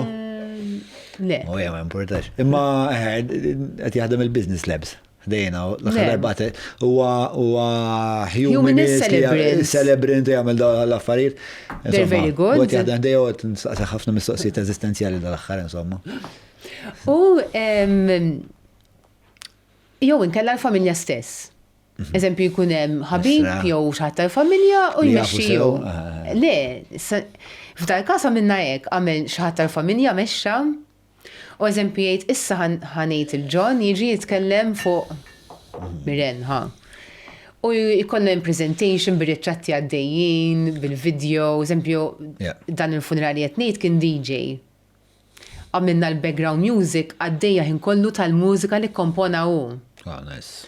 Eżatt, għamilna x-xamat fej it-tebut, ġdan prezenta katavri so għet nejdu, kulħadd kellu l-ħin tiegħu miegħu fis-silenzju bil-mużika d-dejja. Hekk tkun iktar, ħafna nies jixxerjaw l-esperjenzi tal-persuna. It was very, very special. Umbat, wara għamlu jisu naqra finger food u ftit alkohol u relaxja u ftit sakemm kien sar il-ħin biex imorru ċ-ċimiterju. Fantastic. Il-funeral tiegħek kif tridu? Jiena titħaqx bija. Ma tagħmilx differenza fuq il-funeral tiegħi. Qatt ma bdejta sepp biex ta'? Le, għax jiena naħseb indunajt issa kif jaħseb moħħi. I am focused on what I am doing now. Jiena jekk wara li mmut ħallejn żerrija f'xi ħadd li forsi ma nafx, iġelu jgħix aħjar jew it-tieħ ta' komfort, jiena għalija il-ħaqt il-dik tiegħi, għalfejn ġejta. U issa jiena kif jiċċelebrawni mhijiex tiegħi. Għax jien ma nafx in-nies kif jixtiequ jiċċelebrawni, ma nafx nixtieq ngħid għal xiex nixtieqhom jiċċelebrawni, imma nħalli fidej in-nies li jisimgħu li nitkellem kif naħseb fuq il-funerali, x'inħobb nagħmel jiem waqt il-funerali ta' ħadd ieħor, I'm sure li jafu x'irrid. Min qatt ħanħalli x'irrid. L-unika ħaġa rrid il-makeup, dik biss. Il-makeup? Rrid inħobb ħafna l-makeup. U dejjem ngħidulhom il kulħadd, jiena dik biss, irrid il-makeup. Irrid indifensa biha. Konna ngħidu għajna u Carlos konna ngħidu għa. Il-fija. Li reddu mutu bis-six-pack. Isma probabilment huwa ftit mill-ħin iktar li joqgħod jaraw knies ta'. Li ħarsu lejk. So ma jnaħdem fil-media. Importanti tagħmel dak is-six-pack. Naqblu. Sale sarrendejt. Le, imma il-puntu li anything li n-nies jaħsbu li għandhom għalfej x'għandhom għalfej jiċċelebraw li għal-ħajja tiegħi, I'm happy with. L-importanti li jien meta mmut inħossni li I had a meaningful life. Jien hekk jaħseb moħħi. Mela, palmat lek naħseb li għandek din il-preżenza fil-ħajja tan-nies ta' naf il-kelma Angelika forsi dej edek, ma naf, imma żgur għandek din il-preżenza ta' Wens, Faraġ, inti tippersonifika għalija dawn il-dispożizzjonijiet umani li l-bniedem vera jkun qed ifittex dawk il-momenti u titfaċċa inti u tkun tista' toffri minn din id-dispożizzjoni tiegħek. Li hija xi ħaġa naħseb ferm sabiħa. Nixtieq nżid ukoll li qabel ma nagħlaq nixtieq li nitkellmu ftit dwar speċa dan il-moment li għaddej minnu bħalissa żmien il-festi u għal-ħafna kum żmien sabiħ għalija vera żmien sabiħ bħalissa spiex ta' looking forward li naqra mill-affarijiet li nagħmel għall-pubbliku għatta ħafna aktar ħin fil-privat mal-familja tiegħi. Però ovvjament this can be a very tough time għal nies li għaddejjin minn perjodu fej għadhom meta ħossu nuqqas. Għandek xi ħaġa li tixtieq tgħid dwar dan? Jew nieħdu ħsiebhom naqra iktar in-nies li nafu li tilfu xi ħadd f'da żminijiet. Kemm huwa żmien diffiċli. Kulħadd qiegħed igawdi, kulħadd qiegħed mal-familja. Anka n-nies li jitilfu n-nies f'ta' żminijiet. Ejja ngħidu titlef ġenitur, eżempju, fit-28 ta' Deċembru. Tmur il-knisja, tagħmel il-funeral, toħroġ fuq it-suntier, barra kullimkien dwal, kulħadd għaddej jagħmel ix-shopping, kulħadd għaddej jixtri l-laħam għall-iklit ta' New Year. Inti qed ġo dik il-bubble ta' dwejja u l-ħajja għaddejja kulħadd għaddejjek jixtri. Tuġani qalbi għal daw in-nies ta' żminijiet, ħafna. Kieku nista' neħilhom dak is-sens ta' solitudni u dak is-sens ta' diqa kbira kieku nista' nagħmel xi ħaġa hekk kemm nixtieq. Inti anke titlef l-ommok f'da żminijiet ħadd immissja iktar. Tibda tiftakar fir-riħa tal-ikel li kienet issajjar, tibqa' tiftakar fi tradizzjonijiet Halloween żgħar li kienet tagħmellek. Ommijiet tilfu tfal u il-miliet mhux ta' tfal. It-tfal jagħmlu speċjali tant il-miliet. Semmejna l-Jake. Min jafu Mariska kif qed tħossa dax-xahar. Ma nafx. X'ħad tagħmel biex tgħix f'dan nuġieħ, f'dan miliet. Imma li nixtieq ngħid.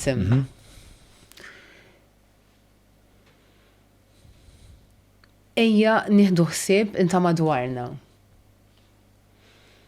U jekk nafu li hemm xi ħadd li tilef il xi ħadd u da żmien huwa naqra iktar triki għalih. Jekk hemm bżonn ma morrux parti u nqattaw ftit ħin magħhom. That's what they need. Mir,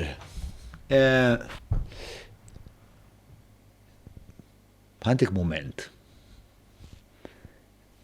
U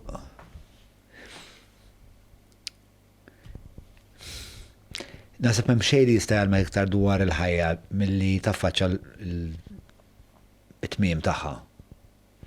Inti dan it-tmiem taffaċċah kuljum. Tinteraġixxi miegħu kuljum. Hu kemm għandi bżonn ħin, m'għandix għaġla. Minn din l-interazzjoni kontinwa. X'tallimt? Li ma nistax naħli minuta. U li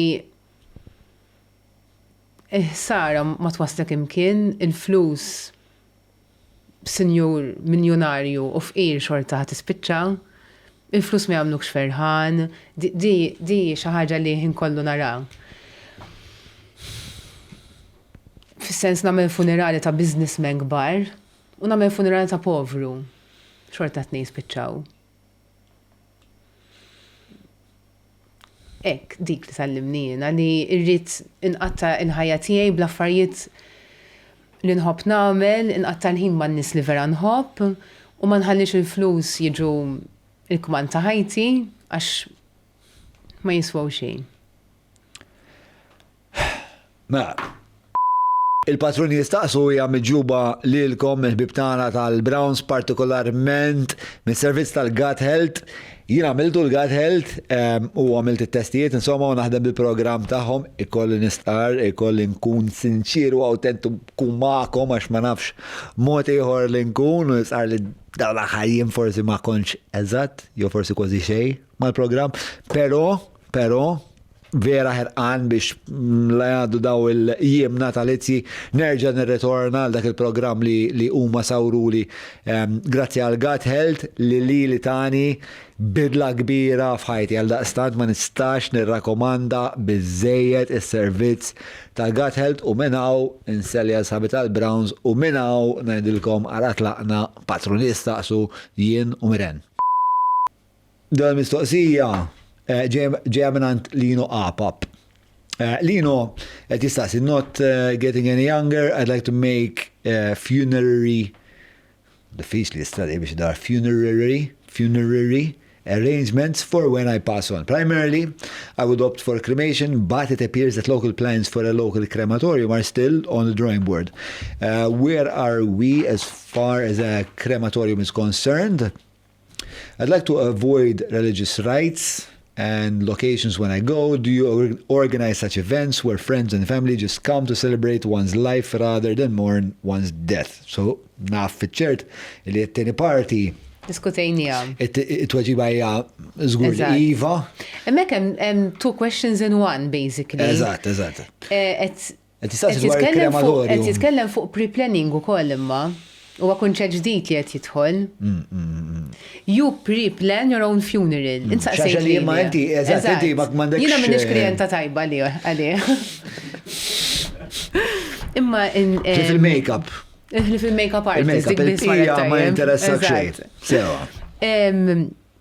il-pre-planning ta' funeral għal ħafna nies huwa importanti u nifhem illum il-ġrata nifhem ukoll li huwa iktar importanti għan nies itħalli warajk. Għaliex inti tagħmilhom il-ħajja iktar faċli. Jiena rrid il-funeral tiegħi jsir ġol knies tal-Mellieħa avolej minn ħażebbuċ. Jiena rrid li niġi cremated, jien irrid il-makeup, jien irrid ma nafx ħalli ma nsemmi ħadd il-John ikantali u jien ma rridx Santi fil-funeral, l-Allu ħawiżi. Yeah. It's very, very Tajt li l-parametri u jina nistaħdem bijom. U il-familjari tijak et tijom ċerta power. Et nonora dak li tixti inti, iktar minnek, xistantin kien. Ġi tamel ħafna sens. Ikonna nis li jiġu jibbukjaw kollox, il-servizzi taħħom, il-xewqat kollha taħħom, għaw min anka jażel il-qarri tal-qoddis li ħajin qara waqt il-qoddis, it-talb jiktibommu, il-ritrat li jrid tas-Santa, ikonna fajl b'kollox preparat. U għaw min ħalli ħant notara u min itiħil xaħat li u klosja u patfall, imma din xaħġa li jett titħol ħafna, dan li no qed jitkellem fuqa. Issa, fil-kas tiegħu, apparti il-pre-planning qed jitkellem fuq il-xewqa tiegħu li jiġi cremated. Għalissa m'għandniex krematorium Malta. Iġi qed min jixtieq jiġi cremated diktar faċli jiġi cremated ġewwa Sqallija. Naħsbu li within 2-3 years ikonna krematorium Malta. Ġifieri l-liġi għaddiet, m'hemmx problemi, ġast irid ikun hemm investitur li għandu kollox bl-standards kif suppost biex niftħu l-ewwel krematorium f'Malta. Sa fejn naf jiena laqqasaw capping sakemm jinfetħu krematorja. Ġifieri il-qoddim jaf ikun hawn iktar minn wieħed ukoll. Issa naraw. Ġifieri il-liġi tippermettilek, però sissa għadna hemm plans xi proġetti iva, hemm xi ħadd qed jaħdem bis-serjetà fuq u dan. Sewa. U fiduċjużi u konfidenti li within 2-3 years kif qedtilkom ikonna krematorium Malta. Tifhem għalfejn nies jażlu li jippreferu krematorium x'inhi l-għażla? Jien ma nifhimix. Sewa. Għax jiena nerġa' ngħid ma m'għandix differenza. Però minn nies li ngħin jażlu cremation kollha għall-istess raġuni biex ma jgħaddux mill-uġieħ tad-difna. Biex iżommuhom magħhom. Jew biex jevitaw iċ-ċimiterju. Ġeneralment dik tkun jiena il-raġuni li jgħiduli ħafna n-nies fuqha. Anka speċjalment daw it-tfal, eżempju Jake ġi cremated. Jake qiegħed id-dar ma' Mariska u ma' Josie. Josie kellmu qabel jitlaq, jgħidu ċaw Jake sejjer ix-xogħol jien. Nifhem għaliex il-familjari jażlu li jażlu cremation. Min nies, eżempju bħal Nino, li jixtieq jiġi cremated, ġeneralment jgħidu li jiena nibża minn wirdin, jien għandi klastrofobija, jien ma rridx nkun hemm taħt, jiena nibża li nindifen mejjed, ikun hemm dawn il-ħafnek. U fil-verità kollha the way forward is cremation. Ġifieri. Għax il-spazju huwa limitat, kemm ħaddum tibni qabbar oqbra u aħna żaru, ġifieri. Nadja tistaqsi, x'għandi ngħid li xi ħadd fuq it-suntier wara l-funeral? Kemm inħobb nitkellem fuq din. Xejn. Xejn. In-nies jaħasra, fil-verità jiena naf li ġejjin minn punt tajjeb ta' imma nisma' ħafna, okay, John, kif int tkun għadek kif ħireġ minn funeral tan-nanna, kif int, okay, għax ma jafux se jaqbdu jgħidu. Jew l-omor, jew kondoljanzi. Ma jkollhomx aptit in-nies dak il-ħin. In-nies iridu warmth hekk, jew tattappilhom fuq spallejhom li jien għalik, jew tannaqhom xi tannieqa hekk li titkellem dik it-tannieqa. Jew forsi tgħidilhom xi memorja sabiħa għandek fuq il-persuna, dak il-ħin ta' wara il-qoddis li kwent kemm fuq it-suntier ikun mument qasir, imma in-nies imorru kollha fuq il-relatives. Kif int żgur li le. l-omor, kondoljanzi, qed nifmek. Il-mulej rridu ħdejh. Issa għandek Anġlu jitlob għalik, daw kollha n-nies jiritawhom. L-ommi ġifieri l-ommi rit, ma rridix Anġlu l-ommi ħdejja rrida. Kummenti li aħna mdorrijin ngħidu ma l-nies jiritawhom ftit. Imma min-naħa l-oħra ma jieħdux għalihom. Għax jafu li ma jkunux jafu se jgħidu jgħidi. U tannija mill-isna, fem? Body language. Mux verbally. Konnessjoni umana. Għawajda dik jena. Mux ikollok bżon xaħġejdli, minix ħanejdlek, għas naf xandi bżon, għas sapora kem ħanejdlek xandi bżon. F'dak il-sens ta' kajos ikun nibniedem u mux hekk. Jena għalik, mela jien jumejn oħra ħana me reminder fuq il-mobile biex nibatlek ħansajjarlek eżempju l-lum. Ġimoħra ħanibatlek, għandek għabtit nitkelmu. Jien għawna lik fi vera sens tal-kelma. Il-bżon tal-bniedem illi ikun ma bnedmin oħrajn. Sfortunatament. Dak huwa need fundamentali. Is-sibt li għadda ta' qabel. Kell il-funeral ta' Mr. Mark.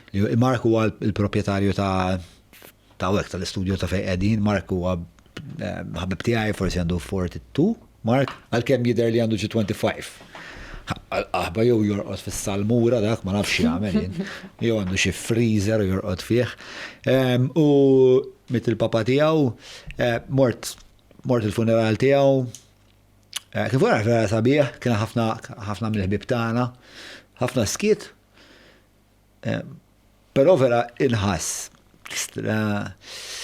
Nsejt il-mim dejt najt. Solid. Real connections. Li kontet najt li il-inħassejna nies solid li Mark madwaru bena komunità ta' aħwa. Għax anka Mark għandu dik il-kapacità. Ta' nies illi jitlu fin-nar għalih. Taf xadek kemat li kien funeral sabiħ. Ej. Ara inti u xaġġettiv li tuża l-funeral sabiħ. Ara kemm l-enerġija tan-nies u kemm is-support u l-ħbiberiji u kemm aħna bis-sens. Issa aħna kollha subien, allura tista' timmaġna ħadd ma qal kelma, ġiri wara fuq it-suntier, kulħadd janqu, forsi xi bewsa. Mbagħad bat li wara għalli grazzi tal-li kontem u l-unika ħaġa li stajt ngħidlu lura kienet kemm jien impressjonat bil-kwalità tal-bnedmin li inti rnexxielek tiġbor madwarek. Li jiena onorat li nħossni bħala wieħed minn ħutek li inti għażilt, li aħna għażilna l-xulxin. Proset. Mela vera kien mument qiebes għalih. Imma rax ħareġ minn dak il-funeral. Inti fil-ħajja ta' kuljum tkun taf li jħobbuk in-nies u imma mhux daqs kemm juruk f'dal-momenti. U nemmen dik hija l-ikbar u l-iktar ħaġa profonda li nħoss fix-xogħol tiegħi. How does she vent the heavy energy she deals with every day? Cappuccino u baħar? Mhux hekk. Nħobb inħares ħafna lejn baħar. Ovvjament għax minni Anġlu ġiri nizvoga b'mod ħażin ukoll. Ninfex ma' min jiena komda miskin ukoll. Mela, Alex Falzoni staqsi, what would John want people to say about him at his own funeral? Bidejk, John, ħanoqgħod nismaw jien. Mafx, skont minu, mela, hemm nies differenti fajti, mela, il-mara illi onrejta kemmi prezzjuża għalija u li tajta li ġalta tifhem. Ara, il-Marija nkun nixtieqa illi tifhem kemm kienet importanti u li bejnietna simbiosi u li jiena mingħajra ma nistax nkun il-bnidem li jien u li hija l-parti femminili ta' hekk dal-li nagħmel jien nagħmluh flimkien fil-verità.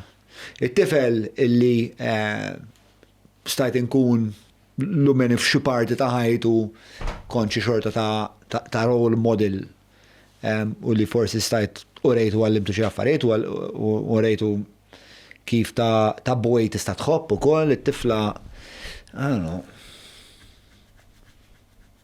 Ma nafx. Look, diffiċli ħafna. Nixtieq li in-nies jaħsbu li kelli ħajja d-dinjità, uża li żammejt id-dinjità, naħseb hija importanti ħafna li hija. Li kont il-vuċi ta' ħafna nies li ma kellhomx forsi il-kuraġġ li jitkellmu fuq ċerta suġġetti partikolari. Nixtieq li għala iktar minn hekk, nixtieq li dawk in-nies illi iħossu li m'għandhomx il-kuraġġ jitkellmu. It-tama tiegħi mhux li jien nkun vuċi tagħhom ta'. Li huma jitkellmu. Diki. Ma taf kont ta' ispirazzjoni. Li għall-inqas nista' bl-azzjonijiet tiegħi. Vedu jekk John jagħmilha. Eżatt. Ma fil-funeral tixtieq li jkun hemm xi ħadd jgħid jiena tgħid kemm kont inżomm lura li nitkellem u John inspirani. Grazzi tal-hekk ġan nies li jgħidu li din ħaġa. Mela ħajduha żgur. U li inti leader tajjeb. Li leader tajjeb. Hekk ħassejt darbtej li ġejtaw. Min jaħdem miegħek jidher verament ġenwinament ferħan jaħdem miegħek. U nixtieq nikkumplimentak fuq għadin. Thank you. Tihom ħafna alkohol ta' wkoll. Naf. It-tfal nasib primary thing hija li Uliedi u Marija jammenawni. Dik naħseb. Għax huma l-iktar li jafuni. Ġi huma jafuni fil-momenti fejn huma jafu jaraw il-persuna pubblika x'qed tagħmel u x'qed tirnexxielha tasal għalih, però mbagħad huma jarawni wkoll fid-dwejjaq tiegħi fil-moment li iktar kun disprati u iktar li nkun imdejjaq bija nnifsi jew li nkun għamilt xi żball u nagħmel xi ġurnata kemm ma tantx m'għadniex nagħmelha xi ġurnata fil-muta pereżempju ma nista' nitkellem tant jien disappuntat bija nnifsi. Jarawni meta waqt li kell dak ir-ritwal tal-ikel li bdejt ngħidlek għax jiena kuljum niltaqa' magħhom. Jkun hemm ġranet li għal-grazzja tat-terapista tiegħi qed isur dejjem inqas li ġieli nkun miġbur mal-mejda tal-ikel u ma qasir nexxilli ngħid kelma xi tant inkun għajjien, tant inkun imkisser, tant inkun imħasseb illi ma rnexxilix tkun preżenti. Tkun hemm ma tkunx preżenti. Inkun naf eżatt x'qed jiġri, forsi naqbdilhom idejhom pereżempju, ma tant ikun hemm għaddej f'dan il-moħħ. Illi qas nafx nista' ngħid. U plus li jiena jkolli ħafna affarijiet f'moħħi li ma qas naqsamhom mal-familja tiegħi, ħafna nies jiġu fuq u jgħidu li affarijiet li huma privati ħafna. Mela. Allura nixtieq illi Uliedi jifmu illi huma l-iktar ħaġa importanti għalija dik. Xeħlow. Process minn saqsija din mistoqsija. Alex Falzon, dak il-perċimes li tan il-ġlek, dak il-nar tal-Finance Malta, kontila fuq il-palk, nati nimmodera insomma tok tal-Finance Malta, rajtu li bez ġlek vera sabiħ, kon bil-miz bis, għaskalli ġlek, għatlu bro, sbatini dak il-ġlek. Bis il-ġlek tijaw, ħrixt fuq il-palk, u d-dim ma nafx kemm il-mitruħ, ħrixt. Grazzi għal Alex Falzon. Mela, mistoqsija li jmiss. Fejn tixtieq li jkun wasal is-settur tiegħek fi żmien 10 snin?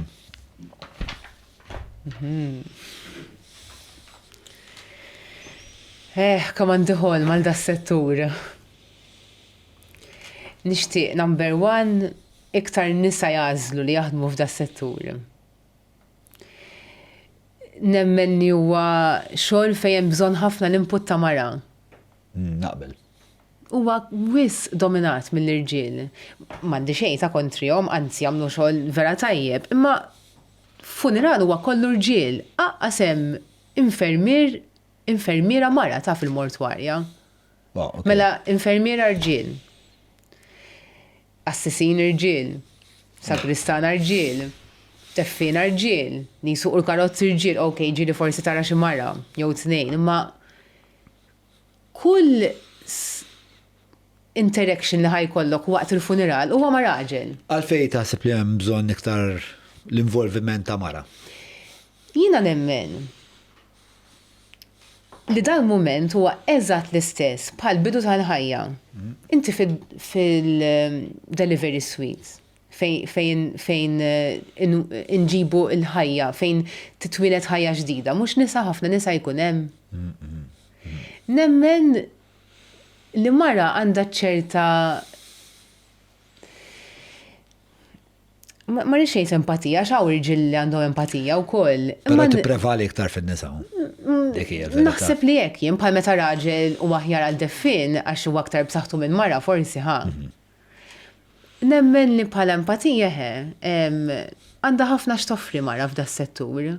U nixtieq ħafna li iktar nisa professjonisti fil-qasam tas-saħħa jikkunsidraw dan is-settur mhux lanqas huwa wieħed mid-choices.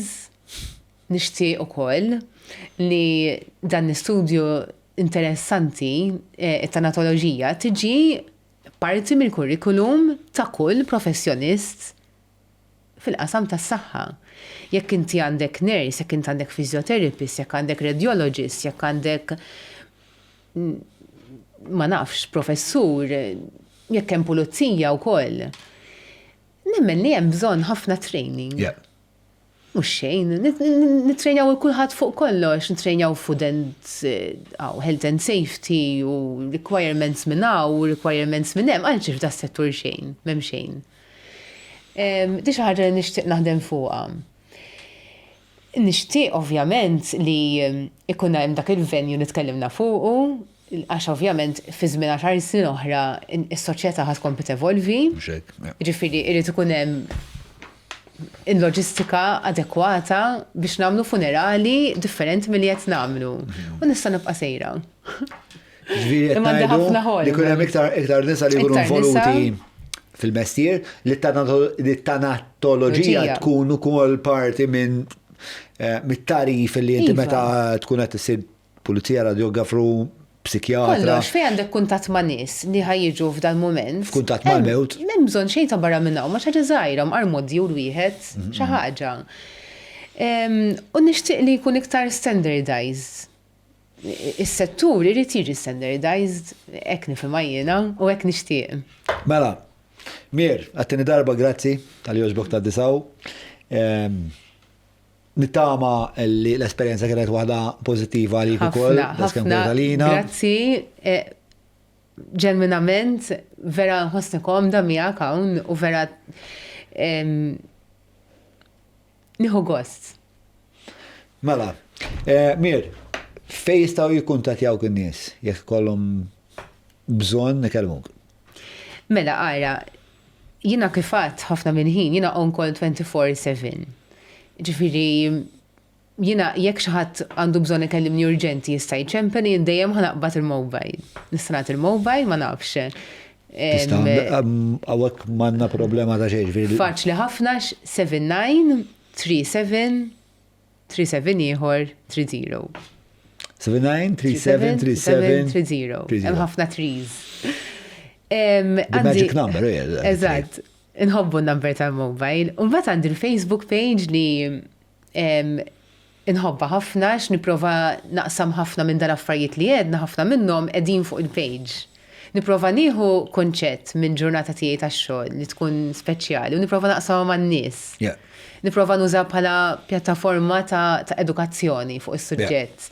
Jisimha Celebrate Life Malta. Ovvjament Messenger, WhatsApp, Instagram, kullimkien. Nħu gost ħafna me kuntat ma' n-nies. U minn qalbi, jekk hemm xi ħadd anke għandu bżonn jitkellem u m'għandu lil ħadd, please, ċempel. Jekk qiegħed vera ħażin u taħseb li jiena nista' nisimak, please ċempel. X'nista' ngħidlek ħanċempillek ftit ħin ieħor għax qiegħda man-nies jew għax dan, imma fejn nista' nipprova. Mela Mir, grazzi immensament għalli kontaw, nixtieq nirringrazzja. Isma' dal-aħħar podcast ta' din is-sena. Isa ħej, bil-kbira laqtu ġon hi. Fuq it-tema finali li hija kif tintemmen ħajju. Nixtieq nirringrazzja f'dan il-punt il-Patreons tagħna. L-ewwel u qabel kollox intom il-familja tagħna, intom il-komunità tagħna huwa mhux biċċajta menu għalikom illi vera nippruvaw namlu l-aqwa li nistgħu li nirsistu kuljum, ħossna ħafna responsabbli għal Patreons tagħna. Ma tistgħux tifmu forsi kemm nħossni onorat mill-fatt li intom ittuna l-fiduċa biex nkunu nistgħu nagħmlu din il-medja. Meta bdejt nagħmel dan il-medja, bdejt nagħmlu purament għax kont inħoss li hawn nuqqas ta' diskussjonijiet sinċira u kritiċi u kultant ikun hemm mistiedna li trid tistaqsihom il-mistoqsijiet li huma diffiċli, kont niġi frustrat li ħadd ieħor mhux istaqsihomlhom u rrid nistaqsihomlhom jien. Nittama li din il-fiduċa li intom tfajtu fina li aħna qed jirnexxielna nilħqu dak il-livell. Nirringrazzja il-mistiedna kollha lilek Miren. U l-kull minn f'dani li poġġjaw bil-qeda qudiemi, jiena assolutament ma ġifieri fl-ebda punt ma jkun hemm illi nagħti il-mistoqsijiet il-kellim ta' qudiemi, għalkemm kien hemm instaqsa ngħidlu li mbagħad ma jiġix pereżempju. Għax rrid li din tkun konverzazzjoni sinċira, reali, trasparenti, li tagħmel ġieħ nerġa' ngħid għall-fiduċa li tajtuna entom. Min qalbi għal daw is-snin kollha ta' appoġġ, daw is-snin kollha li ġejtu li tissapportjaw lili u l-ħbieb tiegħi u l-kelliema, min qalbi grazzi. Bil-kbir, grazzi. Narakom is-sena d-dieħla.